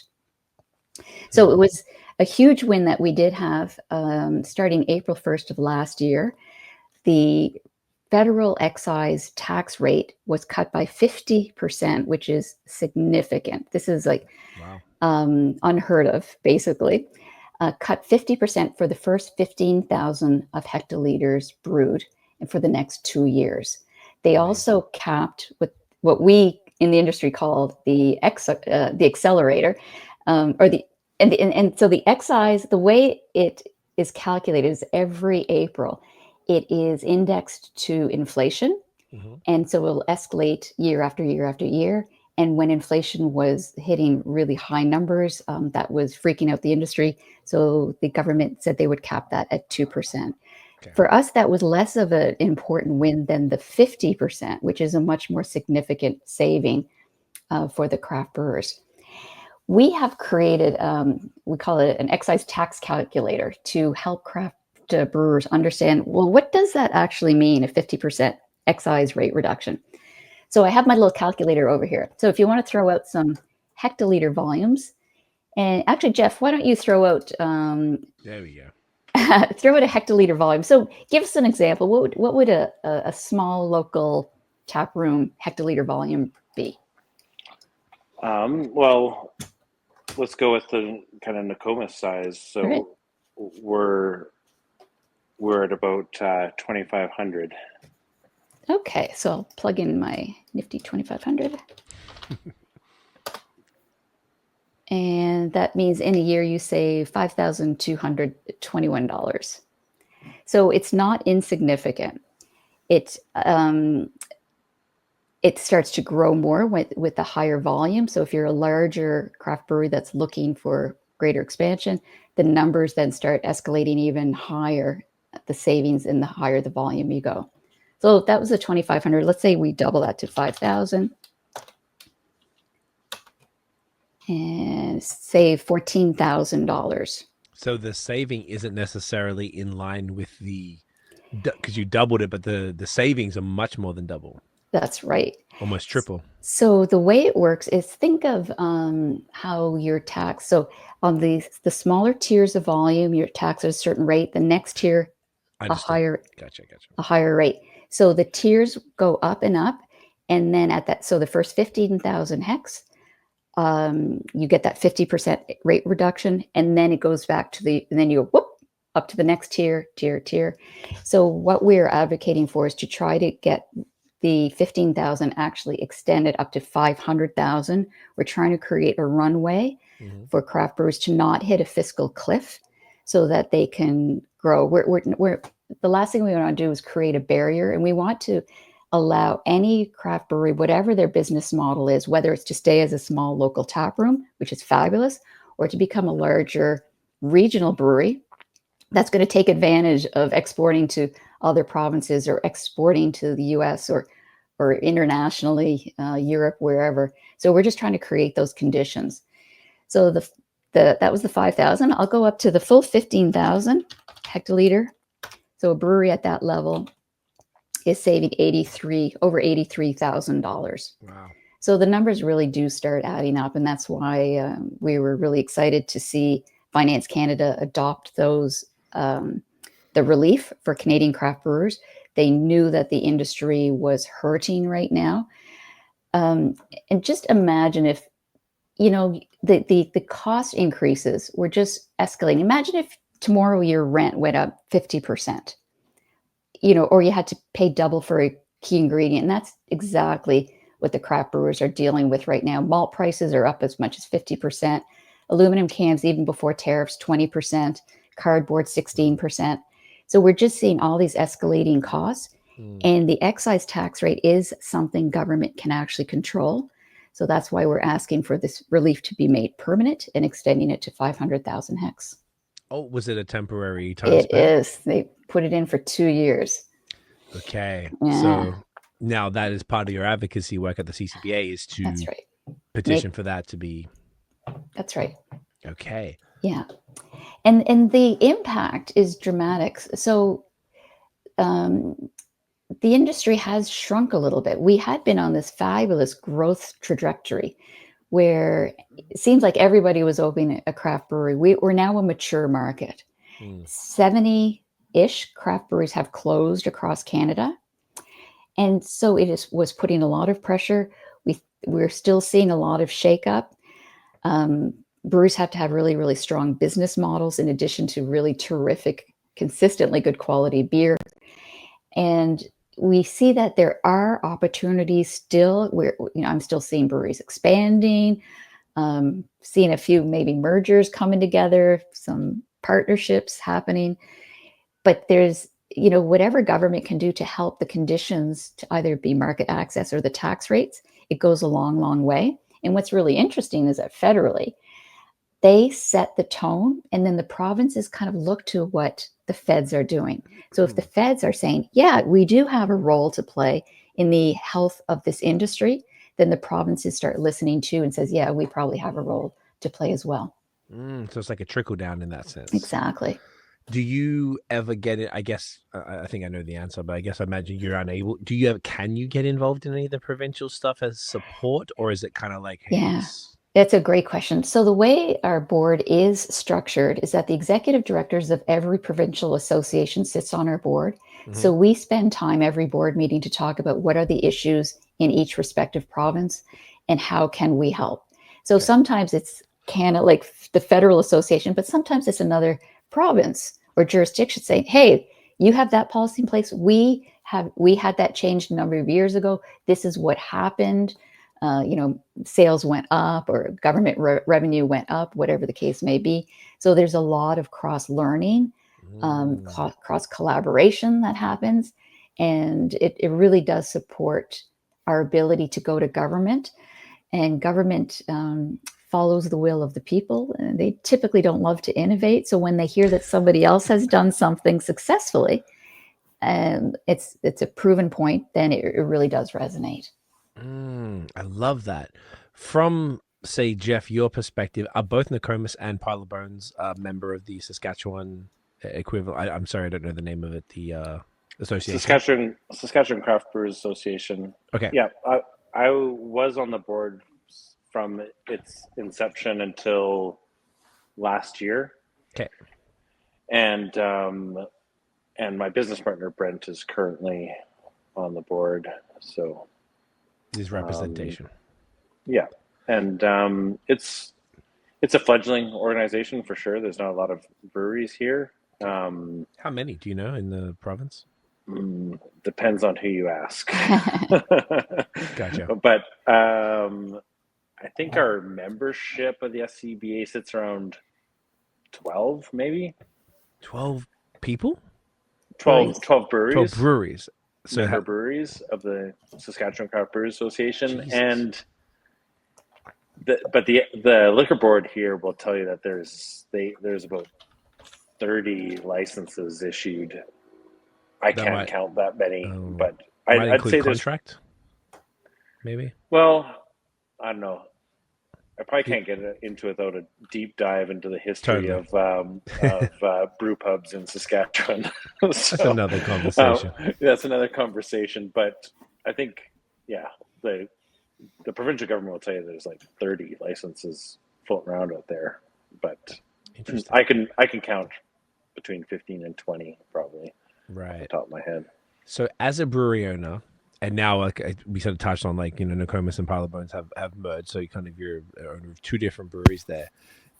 Based on sort of what Christine and Hilary have been talking about, what are and I'm just sort of looking from the brewery's perspective, who's involved with these type of things, because I know there are a number of breweries who aren't involved in their provincial association, and some of them are jaded or don't know about it, what the benefits are. Would you be able to just speak to briefly just sort of your general thoughts about it, why it's important that you guys are involved in it, and why maybe another brewery might want to participate? Yeah, well, similar things that have already been mentioned that we fight for at the provincial level. So it's we've fought for lower markup rates, and we're successful at that. So in addition to excise duty on beer, there's a provincial markup. As I mentioned before, on paper, we technically sell all our beer to the province and buy it back at a marked up rate. Mm-hmm. So you pay the difference. And they now call it a production levy or something like that. But regardless, we pay a certain amount per hectoliter produced. There's also advocacy, not only that, but on the licensing side. So on kind of navigating the red tape on getting a production license. The association also works with the different tourism boards, both provincially and Regina and Saskatoon tourism boards. So that was also discussed, how breweries are a large part of the tourism industry. It does benefit member breweries a lot. We've had some breweries drop out over recent years. They're kind of like, oh, what does my $500 get me or whatever? And I think because it's a very grassroots organization, volunteer run by brewers like myself or whoever. So, but I think there's at times been suspicion that we act on behalf of ourselves and not the industry as a whole, which is not true.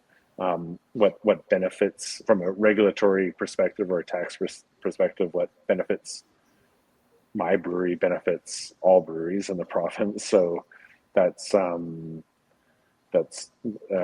simply not the case. But but yeah, all those similar advocacy that the Canadian Craft Brewers Association does at the federal level, the provincial boards do at the provincial level, because we have this. Yeah, we pay taxes to both federal and our provincial governments, and and because the liquor in particular is monopolized by the provincial governments, it makes that even more of a sticky situation for brewers to navigate and to advocate for policy that allows us to grow and thrive. Well said. I love that. Hilary or Christine, do you have anything to add to that? Since I know this is mostly about the cup, but since we're talking about all this stuff, I think it's like important to, I don't know. I just think it's dope that if I was a brewery, I would be a member.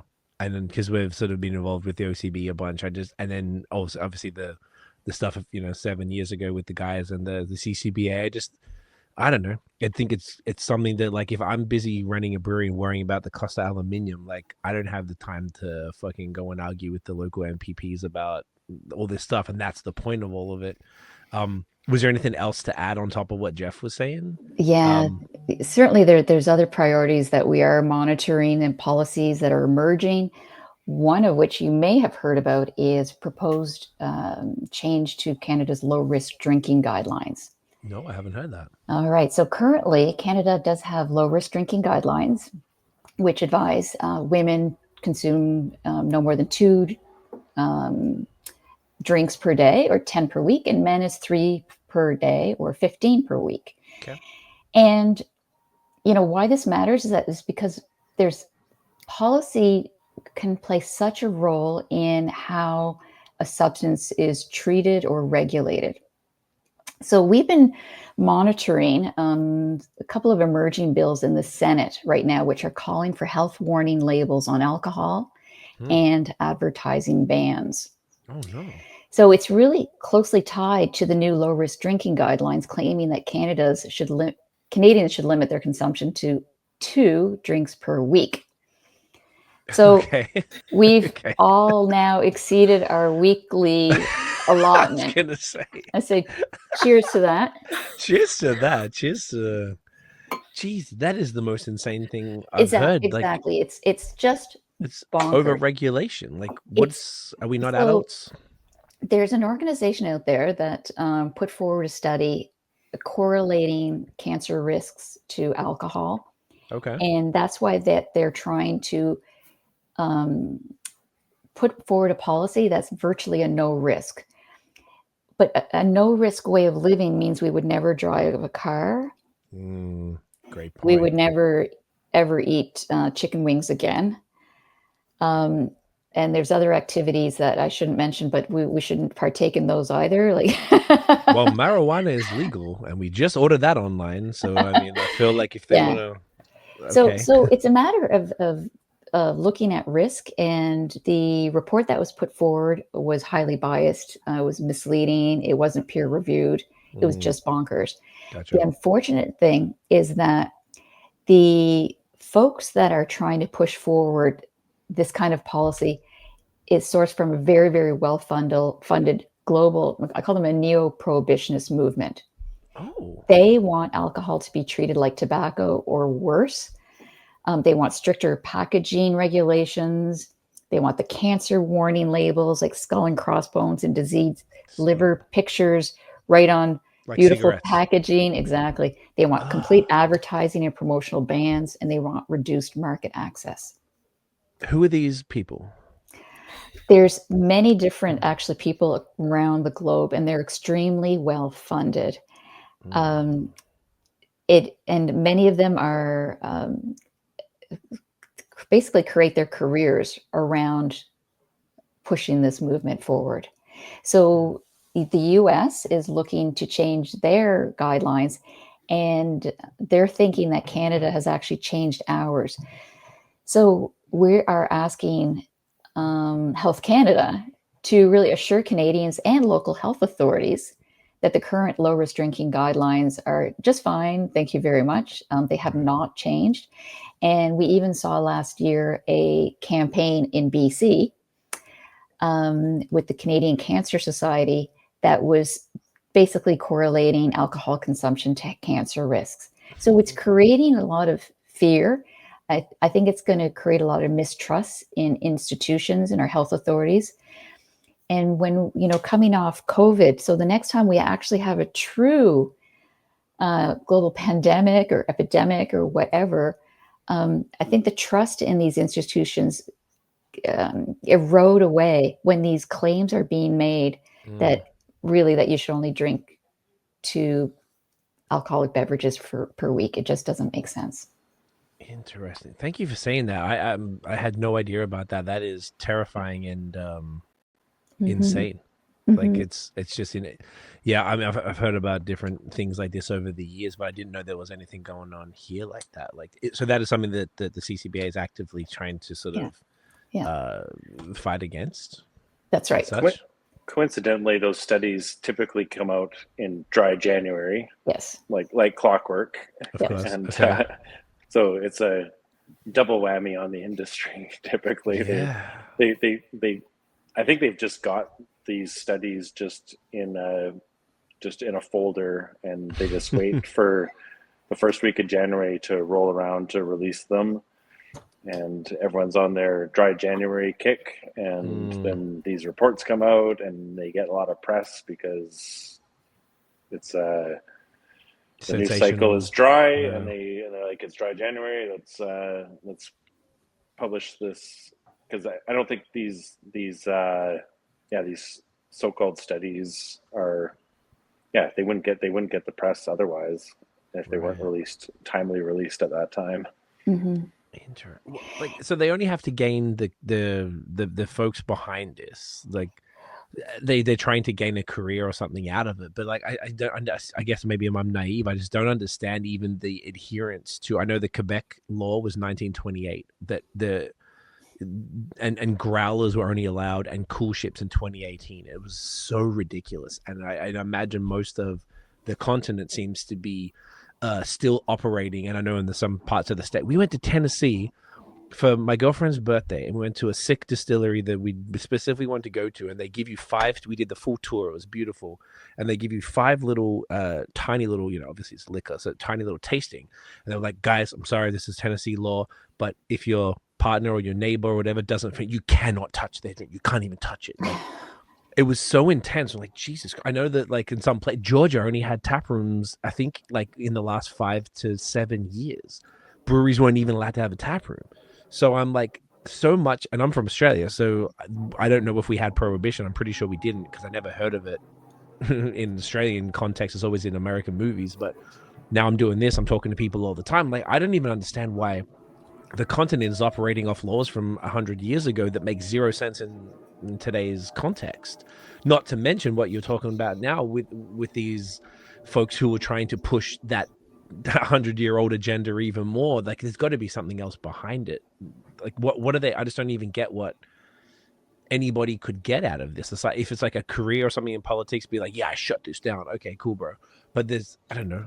I'm a conspiracy guy, so I'm like, what's the motivation? Like, follow the money. Well, the interesting policy or the analysis behind pushing forward a policy like that is that if industry speaks against it, they say, oh, well, they're just trying to be self-serving.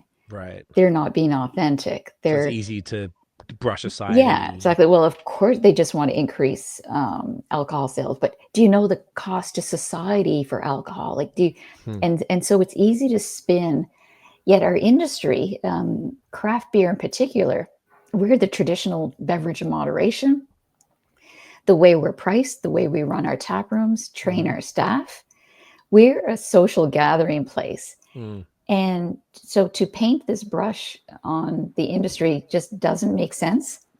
And studies actually show that teetotalers have a higher mortality rate. They call it the J curve. Okay. So if you don't drink, you're more likely to die than if you drink in light moderation. So there's all kinds of interesting science behind the benefits of socialization, community, battling loneliness, we certainly saw in COVID the impacts of social isolation and what that did to society. Preach. Right. So, part of us, for me personally, I think about, well, what problem are they trying to solve? Because is it underage drinking or problem drinking? Because if that's the problem, of course, let's get behind that. Let's identify what is the actual problem and put resources behind that to fix a problem. But right now, I don't see the problem they're trying to fix. And that's what I was trying to get at. Does anyone have so there's no real knowledge? It's just these bills presented in a parliament or whatever. Studies and that are nonsensical studies, as you said, like not peer reviewed. They're not from anything what's so respectable. So they're just trying to push these bad boys through that are like, and maybe the folks they got lobbyists, I imagine. There's the lobbyists that got money, and they were like, look, like throwing some money. We all know what's going on. Like they're throwing money at them. It's just like, like you painted the picture of the how much the GDP that it contributes, and the tax revenue. It's so even just the red tape that breweries have to go. Obviously, Jeff, you would know better than all of us, the insane red tape. And I've heard crazy stories specifically about Hamilton here, talking to folks here. It's just bonkers. I just don't understand why the default answer isn't hell yeah, let's figure it out. Because you know what? Like all the taxes that we were talking about tonight, it's just revenue in your pocket. Like I don't know, maybe I'm too naive. It just seems sort of like, what's the problem here? Why doesn't anyone like money? I don't know. Like, what's the deal? Well, it's more than money. It is community. Sure, with beer, I guess I meant for the government. Don't you want the money? Like, they don't even have to care about the community. Just let people do the shit. Don't kill anybody. Hey, how about that? And just be responsible. And I feel like that. I don't know. It's interesting because you talked about, well, why should breweries join their provincial association? And it's for things like this, to show unity. And Hilary, had identified the independent craft seal. Yes. And even having that on that, you have to be a member of your provincial association in order to license the independent craft seal. So it does really two things. It helps consumers identify what's an authentic craft beer. Because I don't know about you, but there's certainly a lot of shelf clutter and filtering through to figure out what's authentically craft and what's a craft. It really does help distinguish that. Craft, yeah. But also we use it. So when we're talking to elected officials and we're telling them, when you're in a beer store, liquor store, look for that seal, and it shows and it demonstrates unity. So that's something that we really do encourage breweries to do. Subscribe to the seal, put it on their packaging so that it illustrates federally that we are a united voice right from coast to coast to coast. I love it. I think the seal is super important. And it's a really great way, like you said, to identify, particularly for those who maybe consumers who are newer to beer and maybe a little less savvy because they just don't know what's up, and they go to the LCBO or any provincial body or liquor store, and you're like, what's going on here? Particularly the ones where they sell everything, a supermarket or something like that. I think it's super important to bring home the other point about, the study thing is really tripping me out. If people want to learn more about it, what could they search online to sort of maybe, do you have any, if people want to dig a bit deeper, is there anything that they could search for? For the low risk drinking guidelines? Not the low risk, that doesn't concern me as much as the bodies that are trying to do the things you talked about. We're putting the cancer labels on beer and all that stuff. Is there any literature on that or anything that people could read to just learn more? There is a specific group driving a lot of this. The name's escaping me right now, so I'll have to get back to you, and maybe you can put it in the show notes. But if you're interested in conspiracy theory rabbit holes, certainly look into some of the ties that these groups have. But on the positive side of that, Dan Malik from Brock University has been a real advocate for the industry and a real advocate for science-based studies and well-grounded research on some of these topics. So I would steer folks towards Dan Malik and a lot of his presentations, because he's really speaking from more of an unbiased perspective and presenting factual science. And I would say positioning industry well. It's challenging for us to advocate for ourselves on topics like this, but he's just a really credible individual who is speaking out about this. How do you spell his last name? Mall. Is it like ICK? ICK. I think it's ICK. Okay, so people can look at. I just want to give people some places because I'm going to do some research on this because this is fascinating and disturbing to me that this is even a thing. Okay, this is awesome. That went in a direction I didn't think it was going to go. Hell yeah, I'm loving this shit. So, shall we move on to the stout? We can take a quick pause and we'll jump to the stout and we'll keep kicking on. Beautiful. We shall be back. And we are back, and we are getting into our first Nokomis specific beer this evening. We are getting into, it's a big one there. Jeff is trying to get us lit. This is Levitation, a bourbon barrel aged Imperial Stout. I am a huge fan of these beers. This is 10%. Which kind of barrels were used for this one, Jeff? So we select different bourbon barrels every year. So we've actually brewed this beer once a year since we started. So this is actually the 10th vintage of this beer. And this particular batch we used Heaven Hill barrels. Heaven Hill.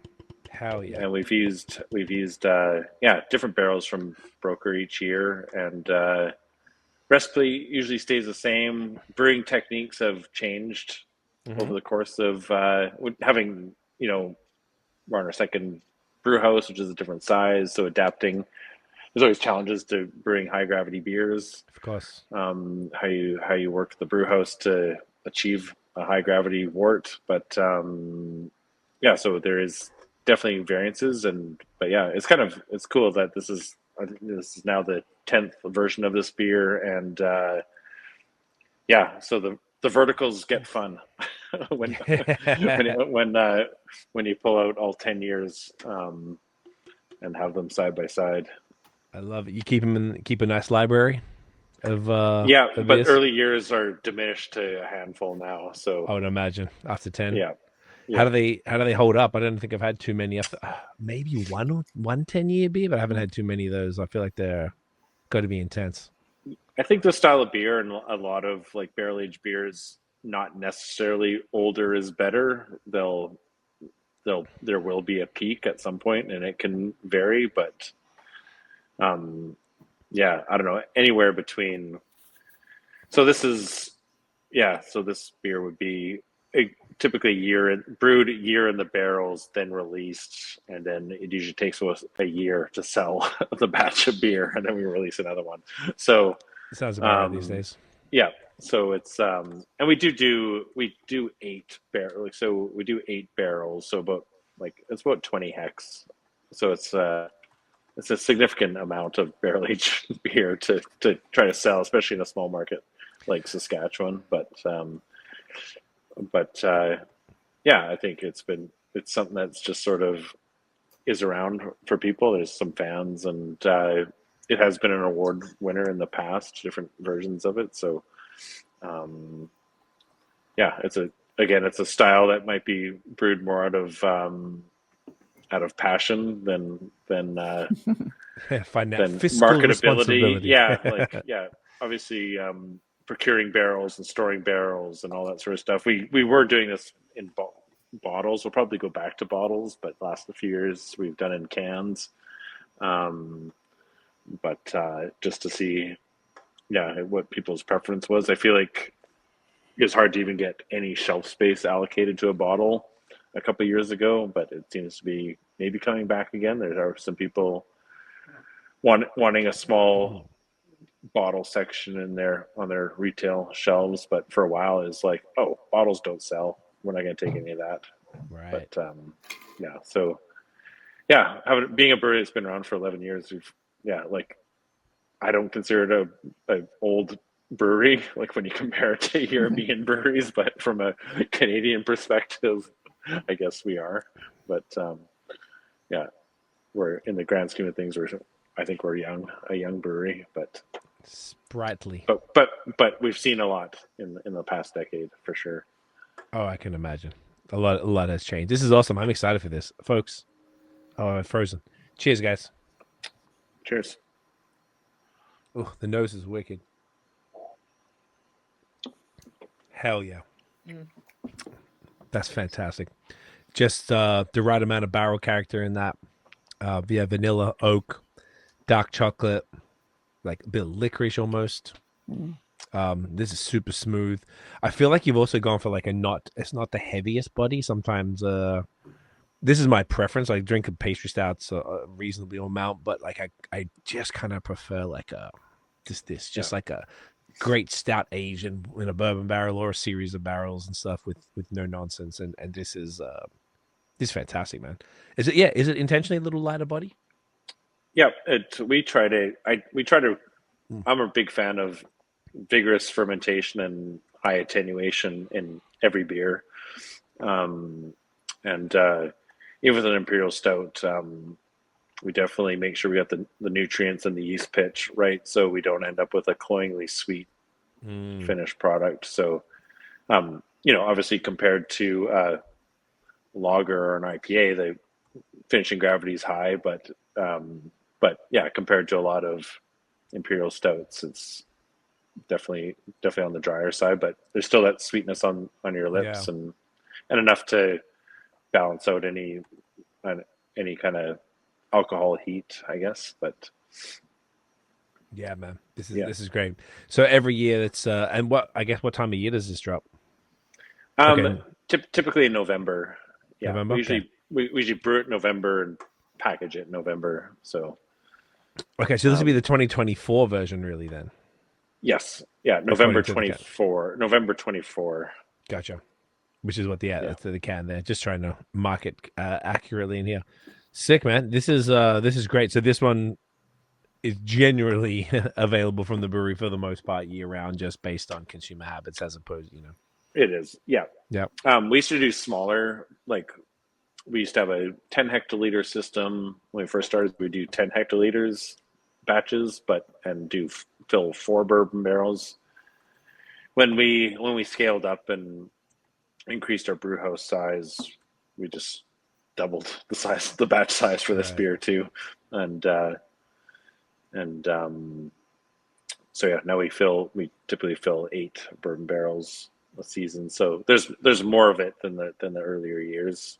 Okay. So yeah, before it just takes a few months to sell, I guess, and now it seems to take a full year to sell, but. Yeah, I have a suggestion. I think if you enter it into Canada Beer Cup, it's so delicious. Oh, I think, it'll start flying off the shelves. Get that award. It'll definitely be going in that hot box out to Calgary this year. This is awesome. This is great, man. Thank you for a great selection of beers from Pile of Bones and Nokomis here. This is awesome. It's really cool to get like a nice perspective. I'm not sure, Christine and Hilary, have you had all these beers, or some of these new for you guys tonight too? Well, I dropped off the trophy, so they were very kind with what they sent us packing with after we dropped that off. It was a wonderfully warm reception. So I've had the privilege of trying most of these, I think. So okay, amazing. Yeah, 3 were new to me, and they were just all delish. So thank you so much. Yeah, this was a killer. This was great little conversation, nice little anchors between everything. So I love it. So we're going to bring this pod home. In the last section, we'll talk a bit more about the Canada Beer Cup. Remind me where we were starting again, Hilary. The 10% stout. Well, we were chatting about low-risk drinking guidelines and shifting consumer habits, and we just wanted to kind of bring that home into where some of these trends are going and how it's playing in the beer comp. So non-alc and such. Yeah. So what we're kind of seeing, the hazy IPAs they're holding strong. It's every order. I often see an entry for a hazy IPA. People want to get recognized for that beer that consumers love. And we were kind of chatting about that earlier. And sometimes beers that are really well made and really true to style aren't what fly off the shelves. And I think a lot of brewers really want to kind of dip into both worlds and like get recognized for their top seller. And that's a challenging thing for sure. But we're seeing that category, continue to be popular, but I'm really seeing a lot of growth over the last number of years, and this year would be the same in the non-alc category. Right. So I think it's an area that a lot of breweries are expanding to with these shifting consumer trends. And I would say there's like a really significant area where quality is still developing with the non-alc space, and so that feedback's going to be really, really critical in terms of like how breweries tweak their processes for non-alc, and whether they're pasteurizing or what have you, and how they're making those beers more shelf stable. I think that feedback's going to be really valuable for breweries, so we're certainly seeing that category become more popular.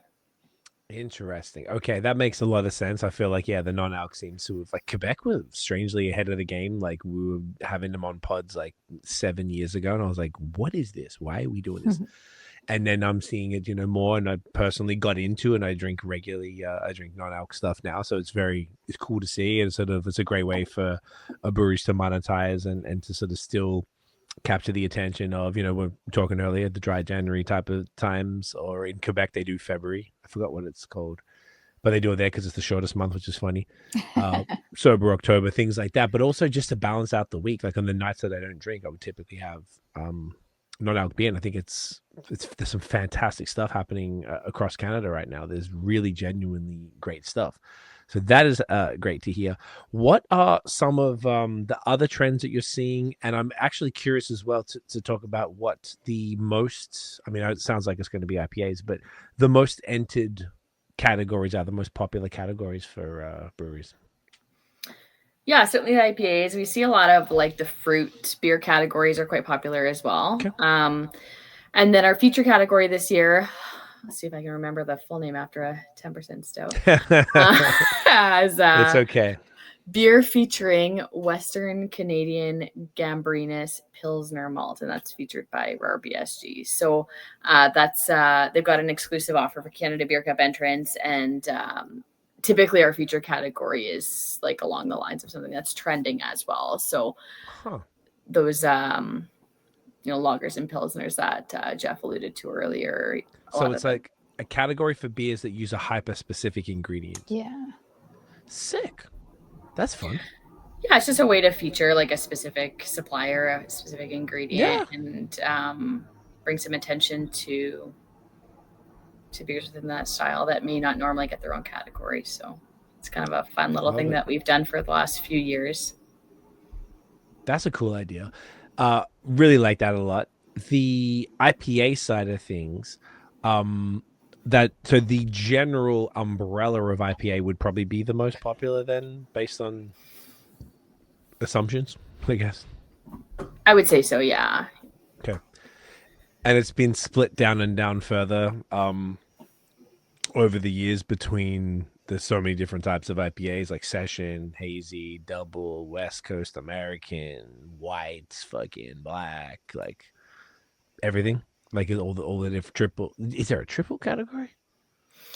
Don't believe there's specifically a triple category this year. I'd have to pull it up. We're really grateful to have Lauren Richard kind of taking the charge of that once again this year. So she is one of our 3 head judges.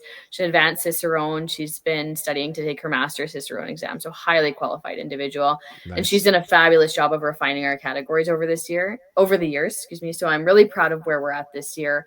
And she certainly takes the charge on that. So if I don't speak as an expert about it, it's because I'm not. She is. And that's why I hire her. So she's refined things nicely to make sure that it's representative of the Canadian market and trends, as well as like truly representative of where style breakdown should be, and making sure that each category ends up being valid without oversaturated. So it's a really quite a fine balance, actually, because each year that landscape is shifting and you're trying to make sure that you do justice to each style.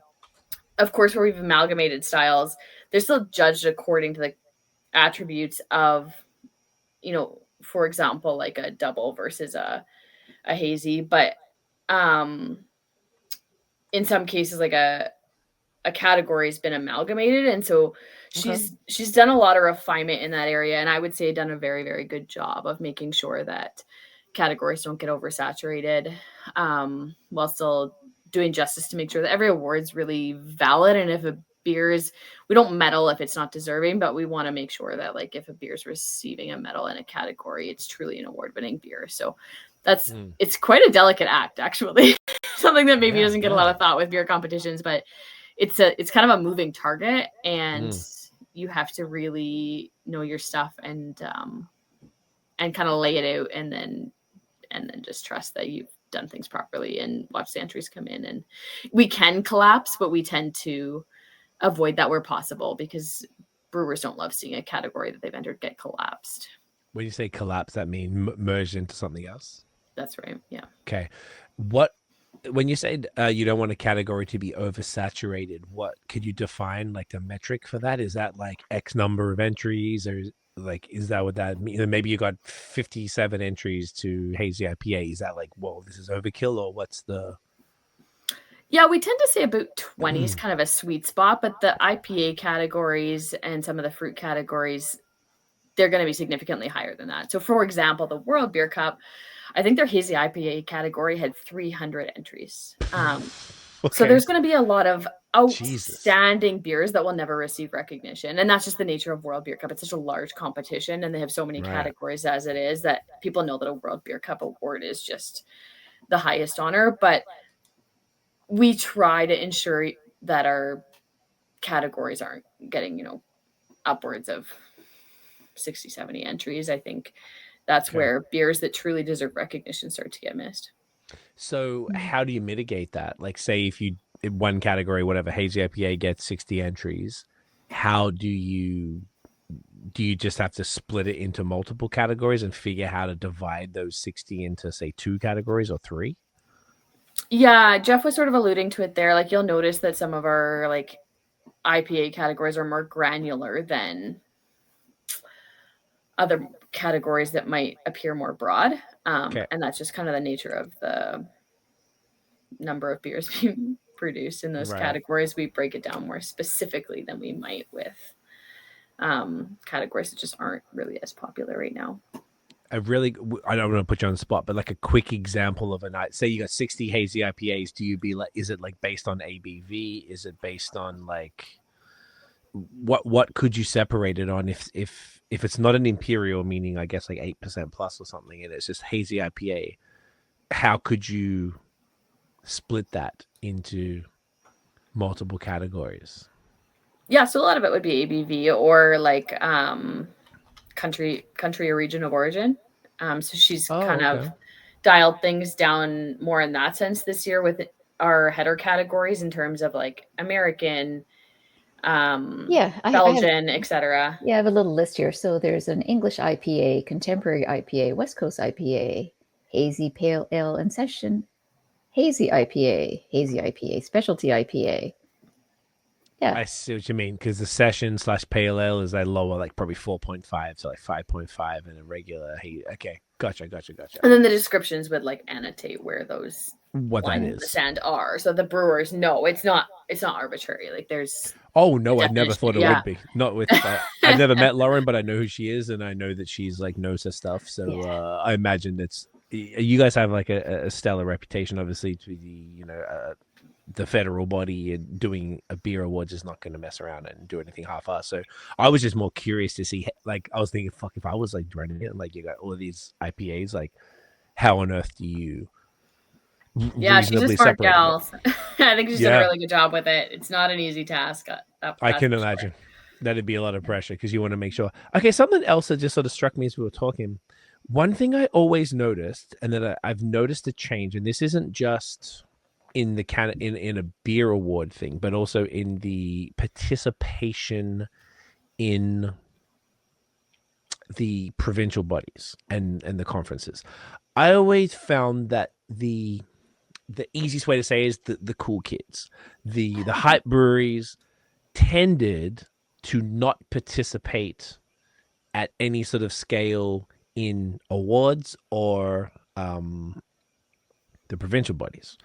Then over the last couple of years, 2 to 3 years tops, I noticed a bit of a change. I'm seeing breweries that I didn't see before entering Canada Beer Cup. I'm seeing breweries that I didn't see before holding sessions, being involved in the, like, and I got to shout out, like Jeff from town brought in a lot of people. Jeff is the man, Josh from Dominion City. I think he brought Josh in, and then it's and that started from maybe Troy from Great Lakes. And so I can only speak to Ontario in any great depth, and I apologize to Saskatchewan and anywhere else. But these dudes brought, so Jeff came in as like one of the cooler kids and being like, yo, I'm gonna bring my mates in, and he's bringing all these cats in and blood brothers and stuff like that.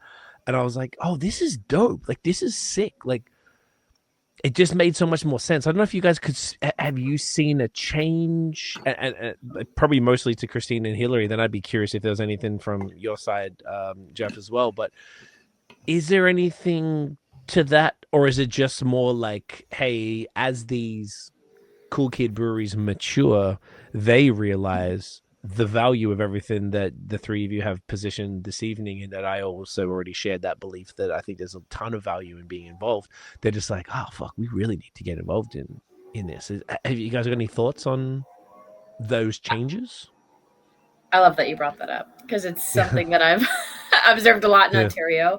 I think it's a little bit specific to Ontario, because other provinces tend to, like BC, for example, has like a 90% rate of membership in their association. And so I love that we're seeing that change in Ontario. It's awesome. And I can't speak to specifically why it wasn't the case previously. I know Troy has done a ton of work at getting people on board, so shout out to Troy. Nice. Big ups, Troy. And I think glorious Etobicoke.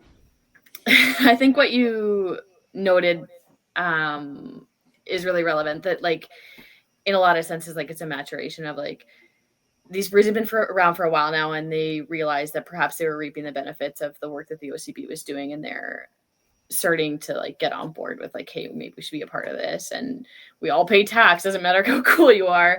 So and then we have the privilege of having Josh on our board now at the CCBA, and he's just bringing amazing stuff to the table. And now I think they're all connecting the dots of like, oh, the Canada Beer Cup actually funds the CCBA and those federal advocacy efforts. So I think some of these brands are a little bit more consumer facing, and perhaps their beers don't necessarily score as well against the BJCP guidelines. So perhaps there's some reservations there.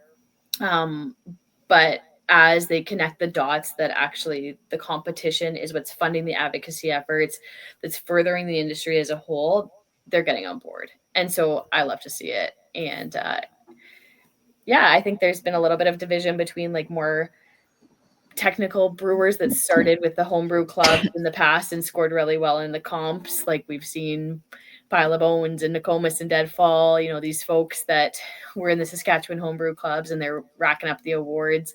And then brewers that are tending to follow more like trending styles, and consumers are loving their beers, but not necessarily scoring well in against regimented style guidelines, feeling like, why would I play that game if it's not for me? I think it's coming full circle a little bit now that there's the tie into the advocacy and kind of the overall effort of we're all in this together. And I think it's on the website now, so I think I can say that the OCB's conference theme is stronger together. And I think it really resonates that like breweries are starting to come together now that some of the conditions are a little bit more challenging, and recognizing the importance of some of these associations and that they need to be a part of it for everybody to thrive. Yeah, and if I could take that even a step further, because you're bang on, Hilary. There's the acknowledgement and recognition that we're in this industry together, and together is how we will succeed. And it goes beyond the brewers themselves as well to the industry service suppliers and the goods suppliers. So those that are servicing the industry recognize the good work that we're doing. So I'm going to do a huge shout out to our platinum sponsor, Federated Insurance. Yay. And bear with me. I really do want to acknowledge Federated. They've been backing us, and it really does help us create the awesome competition that we do. We really couldn't do a lot of this without them. So huge shout out. Shout outs. Others, I'm going to do the shout out for our silver sponsor. We have the Country Malt Group, our live stream sponsor. We talked about these fabulous priorities across Canada that's made possible with Hops Connect. We love Hops Connect. Hell yeah. Yeah, Hilary mentioned the feature category with RAR VSG, so fantastic. We have Carmichael, who is our American category sponsor. Love those guys. They're going to have a heck of a party when they're up on stage giving out awards. Hospitality sponsor is North Keg. So it's going to be a great experience there. And Dave Cole, one of our head judges, DC Accounting, he comes to the table as well. So thank you so much, Dave, and DC Accounting. And we have an award box sponsor, a bar site. So there's still room for additional sponsors. So that's my commercial. Reach out to me. We'd love to get more on board. As well as Fermentus is sponsoring Jean-Philippe and the award box. Oh, yes. Thank you. And I wanted to, actually, you mentioned North Keg, and I wanted to touch on that briefly because we briefly touched on the fact that the gala is going to be happening in Quebec City, and people might be wondering if it's happening in French, in English. I took Alberta French curriculum until about grade 7, so you don't want to hear my French. So North Keg has brought forward a fantastic MC, Emily. Emily from Kanawak, Drew's. Yeah, I love Emma's the best. Yeah, I know she works for North Keg. She's fucking awesome. Okay, isn't she? And she's gonna be our MC, and she's gonna do it simultaneously. She's perfect. She's so French, funny. English. And English, So, she's great because she's funny in English. I always speak to her in English, and she's hilarious in English. She's gonna kill. I was hoping you would say that because I was watching her on my friend Pia's podcast. He's the main one in Quebec. He's the French one. She was just on there, and I wasn't sure if she still worked for North Keg, but that's fantastic to hear that she's out there. And I think she's so like great personality. She's funny and like she's great choice. Superstar. That's awesome. So good. I'm really, really excited. And so it's that fine balance of like making sure everybody in the room knows what's going on, not making it 4 hours long, making sure the live stream parties are still a riot. And so I can't think of a better person for the job. She'll do that efficiently in both languages. What a choice. That's awesome. That's so fun. I'm gonna be watching just for Em. That's wicked. Okay, that's amazing. That's so sick. You were touched on some stuff, and the 10% has kind of like put me off. This is great, by the way, Jeff. This is fantastic, dude. I like it's just so light. Yeah, it's too drinkable, actually. Problematically so. Is everybody numb now? Just the right amount of numb. Okay, so we were talking about numb is like it. Exactly. What were we saying? We were talking about we're talking about the AMBQ and the different categories and where the sponsors. And new for this year. Yes. The sponsors are new for this year? No, we have a couple new categories. Oh, please break it down. Oh yeah, if I can chat about the shiny new toys. So we've got this one's not new, but it's still exciting. The packaging awards. I think it's kind of the most like underrated. It's flying under the radar a little bit, but people should know about it because the packaging awards is such a good opportunity to get recognition. And we've been just like looking around at labels, and some of these designers just should be entering the packaging awards. I think they have a really fantastic chance at like some pretty high profile awards. And I know from like a brewer's perspective, I've often heard brewers say when I worked in breweries, like, I've never bought a beer because of the label. I think that's ridiculous. You may not have bought it because of the label, but you certainly picked it up because of the label. And I believe great beers should not be left on the shelf. And I think that packaging awards have a really important role to play in moving these great beers that brewers are pouring their heart and soul into. And so the designers and the marketers deserve the recognition. And so enter the packaging awards, 4 unique categories: single, series, community collab. We always see really fun ones in that, like really unique collabs and like community tie-ins. And then innovation, which sky's the limit. We saw some extremely cool entries in that one last year with people like designing their own code to create labels. Wow. I can only imagine what's going to get entered this year. And then our new category for this year is the cider. So there's 5 subcategories of cider. Before we jump to cider, last point on the packaging is the other benefit of the packaging awards is you don't have to ship beer. Thank Oh, you. you can send the So file. you just send the file. So if you're in a situation where maybe shipping something is problematic, don't worry about it. Super simple. You just upload an Or image. it's even sold out, perhaps, as well. Like Yes. maybe it was from. Is there like a, like the Grammys or the Oscars, and they have like a time limit between X and X? Is that the case with the Canada Beer Cup? Is it like, does it have to be in 2025, or could it have been in the last calendar year? It has to be like a beer that's actually been made, Okay, but could it have been like 5 years ago, production. or could it have been in the last? You know what I'm saying? Like if you release music, because I did music, so if you put out Right. music, it has to be. But if you want to get a Juno, I was a Juno judge three times, so you have to. It has to be between X, like September and whatever fucking August, between those years, between that time for availability for the following year, something like that. Like So is within there a, archives.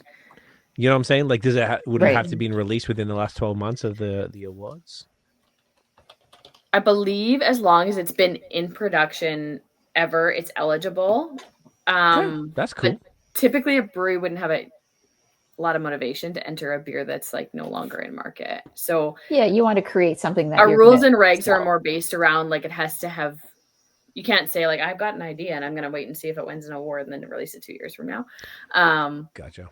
So it has to If already you have if come you out, want but to, like if Jeff wanted to enter one of his beers that is in a cellar, like I don't believe there's a rule that would prohibit that, but there wouldn't just be a real economic business case behind that from probably. doing that, because you couldn't really. But we'll access that take them product. anyway. If it's a great label, why not?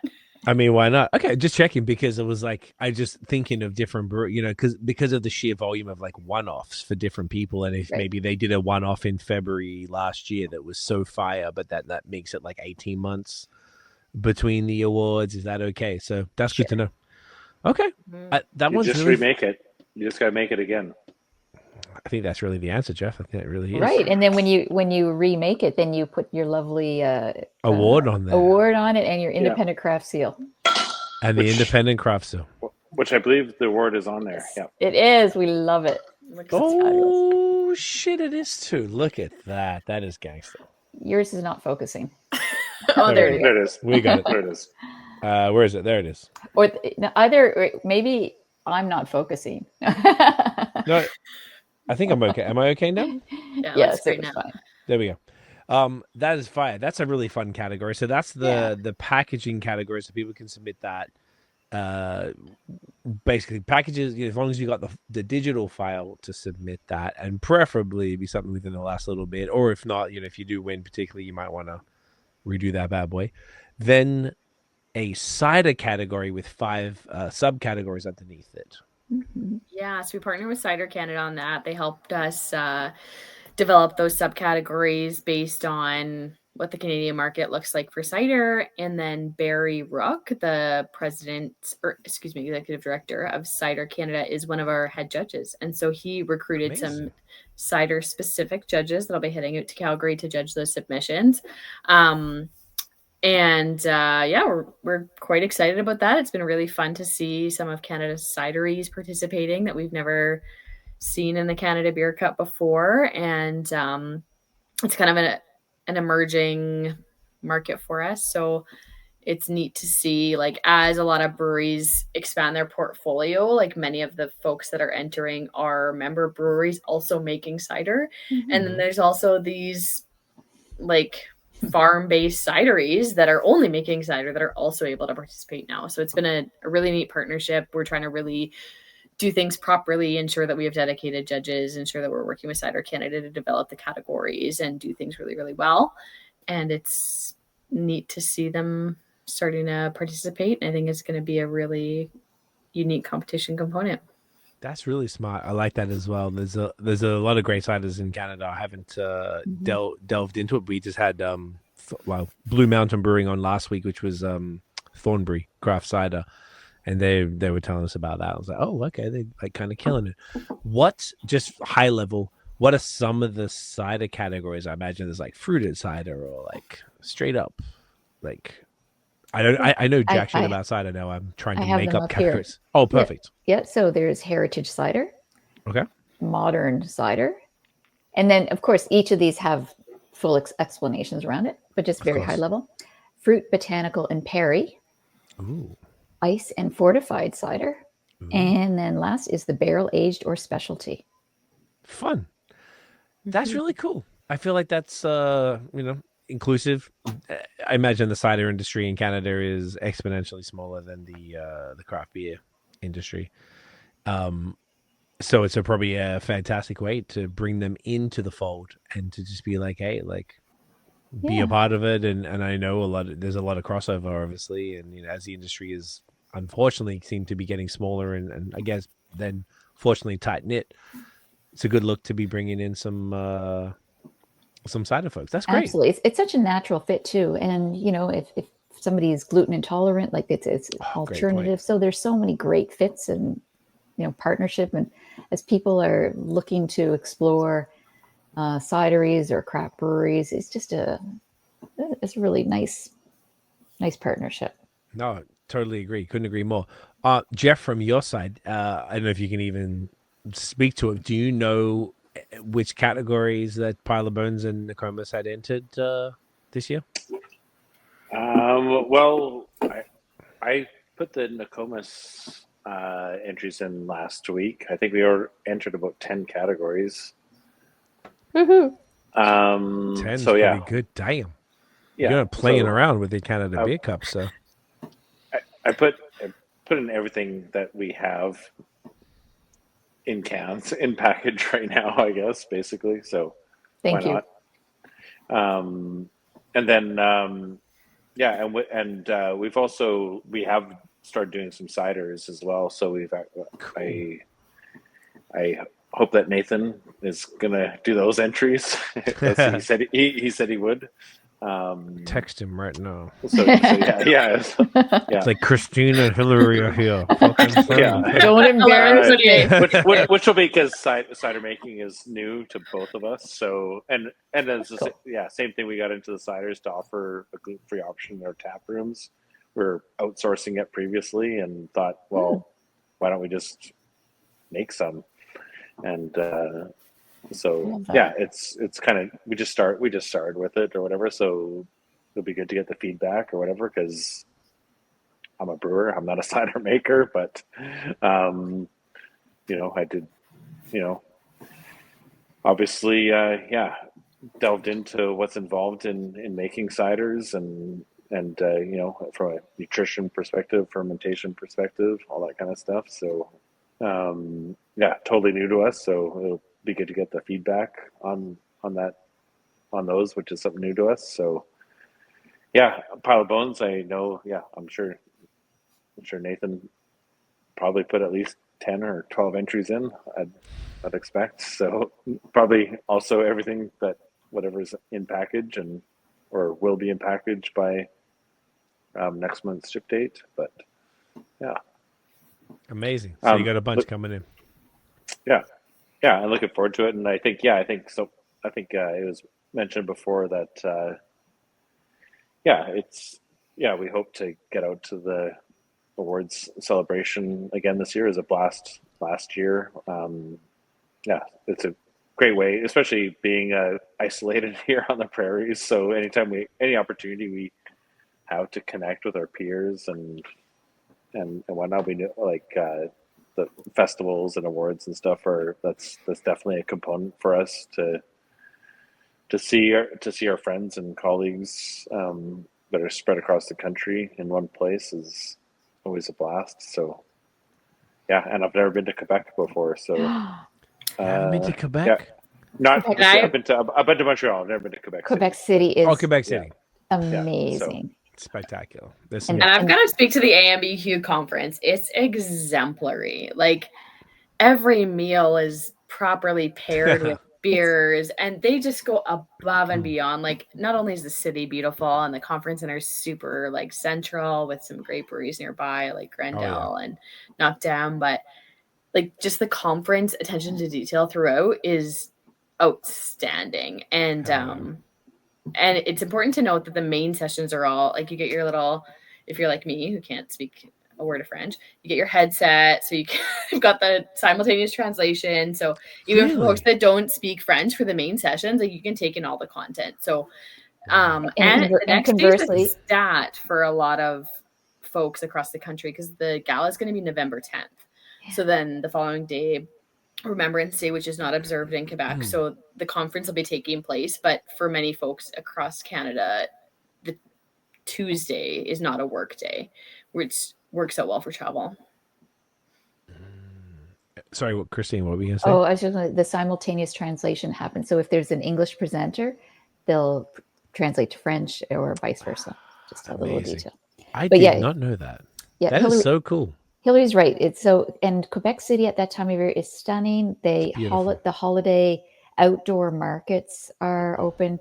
The old Quebec is gorgeous. It's as we've been talking to folks, they're really excited by the prospect. And like you, Jeff, they're saying like, "Oh my gosh, I've never been. Would love to go. I'm going to book some days on either end and make a little vacay out of it." Yeah, I think I don't know if I go if it's any other city, but definitely being in Quebec, it's like that's definitely the impetus to get plan down. That. And you have a trophy to bring back, if I do recall. Right. Yeah. So we're probably pass on, not bring back, to pass on. Yeah. Well, the best is that what happens? The best in show passes on to the next one. And that's traditionally we've given them a little highlight with a mini speech. So it's a beautiful hand blown glass trophy with a glass hop cone in the center. It's gorgeous, and on a podium, and then we engrave like the Stanley Cup. Like we'll engrave the winners every year, and it gets passed on. That's awesome. And last year it was handed to us by a former brewer of mine who had won the year previous at Deadfall. So it was a pretty nice nice moment. That is amazing. Do you know what? One thing I want to speak to, speaking of how beautiful the thing is, right behind you to your left there, Christine, you have these cups. Yo, the crown is the coolest shit. I meant to ask you guys about this. I saw it on social. I know, right? Can you talk? What's the deal? Is that just a regular award, or is this a specific award? That's the Canada Beer Cup Award. So that's the best in show? Nope. That's the bronze, silver, gold in 2024 received the crowns. So I have to speak to the history. You have to leave it on for that. You should have won that the whole pod, right? Oh, and I should have drank out of these. Yeah, every time. Wow. Okay, so please explain. I'm so glad that I noticed that, because if you didn't say the hand blown thing, I would have forgotten. Yeah, Hilary, please tell me about it. So we had those fantastic goblets that Steel City out of Alabama made for us for 2022 and 2023. And then Christine and I were at the World Beer Cup Awards. So dope. In Nashville, I guess it would have been. And the brewers, their awards were ready in time. And so they gave them these sashes to wear at the gala. Like Miss America or whatever? Yeah. Yeah, pageant style. And I just saw the pride that the brewers had in walking around with this wearable trophy. And I leaned over to Christine and I said, we've got to do crowns. We just have to do something that they can wear. And so we had Steel City create these crowns, and Christine hold it up because it's got hop cones as the point. And we had it all custom made. It's resin. It's actually super heavy. It's over 3 pounds. Wow. And so there's bronze, silver, and gold. Every category winner. There was 168 of those that we ordered. So which award gets them? So those were for all categories in 2024. Okay, because I saw that's what I thought was that everybody got them. Okay. And then the best in show gets the glass trophy. Then that moves around. That's one trophy. Understood. Like the Stanley Cup. So they get to keep it for a bit, then they get to bring it back. And then they add their plaque and move it on. Yeah. Honestly, and then that's so cool. Yeah. Thank you. So it will not be the same for... Oh, there he is. Don't you, Jeff? Why do you wear that the whole pod, dude? All right, Flex. You could switch him out. I wish I had one here. You're at 2 hours and 49 minutes too late. You could have been wearing this the whole time. Yeah, sorry about that. That's okay, bro. I had these. I did conclude that a lot of breweries have really big heads after I fitted it to my own head. And they're very difficult to pack into a suitcase. Yeah, I can imagine. You can't just wear it on the plane. You know, we're not apologizing for that. You're welcome. Oh, it's honestly the most unique, even from outside looking in and seeing all of those. I'm like, this is phenomenal. This is so cool. It's so smart. It's so catchy and So different. Fun is exactly what it is, and that's what beer is. God damn it! And whilst the cups are awesome and everything, that's pretty fun, guys. Well done. It's so awesome. So 2025 is. Are we going to see more of these crowns? We're going to see people walk around the crowns. Or I was going to give them one more year, but I'll come clean on the pod because I guess you gave me a 10% beer, so why not? Jeff, thanks, Jeff. Production wise, we can't do it. They were like a production nightmare, and so I was kind of tipping between like, do we do every award like 2 times and then switch up the design? But just logistically wise, they're a one and done. So if you got one, congratulations, you got an extremely unique trophy that will never be produced again. And we're working on something extremely fun and also awesome for this year. So it's going to be something brand spanking new and also very exciting. Got to come to go back to find it. I won't reveal what it is, but it's not a crown. Okay. Is it packable? It's more. I would say it's more packable. More packable. Hopefully. They're going to wrap some. Hopefully, also wearable. We'll 4 see. T-shirts around it. Yeah. Yeah, I did not wear mine on my flight back from Westminster. I'm a little disappointed, Jeff. I'm not gonna lie. I'm a little disappointed to hear it. But they would have put you up to first class. Come on. Yeah, I feel like you'd be like royalty. Yeah, royalty. I wonder if it would have got through customs or whatever. What's it called? Security. I mean, like, yeah. So we imported them to declare them. It was in my carry-on. I squeezed it in, but 2 of them. 2 of them. That's amazing. That's great. Well, it was very cool, and I feel like that's like I don't know. That's how you separate the awards like that. That's how you sort of make them memorable, and even if it's different every year, the crowns are pretty fun. And if you got something more fun this year, hell yeah, that's awesome. That's and what date is it this year again? Remind me, please. I'm sorry, November 10th for the gala. November. Okay, November 10th, Quebec City, AMBQ, for the gala. And if you are a brewery who have submitted, it's easy to get tickets, I imagine. So the gala tickets will be available through the AMBQ website. We'll cross-link them on our CCBA channels. Certainly encourage breweries to attend the entire conference if they're able to. But it's going to be an awesome night. And then it seems like the Quebec breweries really know how to have quite a good time. We had to really weasel it into the social schedule of the AMBQ conference because they've got a lot going on. So it's going to be a really great week. Quebec knows how to party. There's one thing I recall about that place. It's they go hard. They go hard. They don't give a fuck. Okay, that's awesome. So it'd be super fun. So November 10th, the AMBQ people can get through. And so even if you haven't submitted and you just want to rock up and enjoy it, people can also easily purchase tickets for that. Yeah, you bet. There'll be beers, snacks, good times. CanadaBeerCup.com.org. Yeah, the tickets aren't available for the gala just yet, but we'll be listing them on CanadaBeerCup.com. Okay, perfect. So CanadaBeerCup.com. Guys, this is awesome. This has been really fun. All you guys are hilarious. This has been really fun. We got into some stuff I did not think we would get into tonight. This is great. But I feel like inherently this was the purpose. This is a Business of Beer series where we were trying to showcase more industry focused topics, and I feel like we did that in aggressively. So it's this is awesome. Thank you again to all 3 of you guys. This was fantastic. The beers were killer. Thank you, Jeff, as well for doing this. This is great.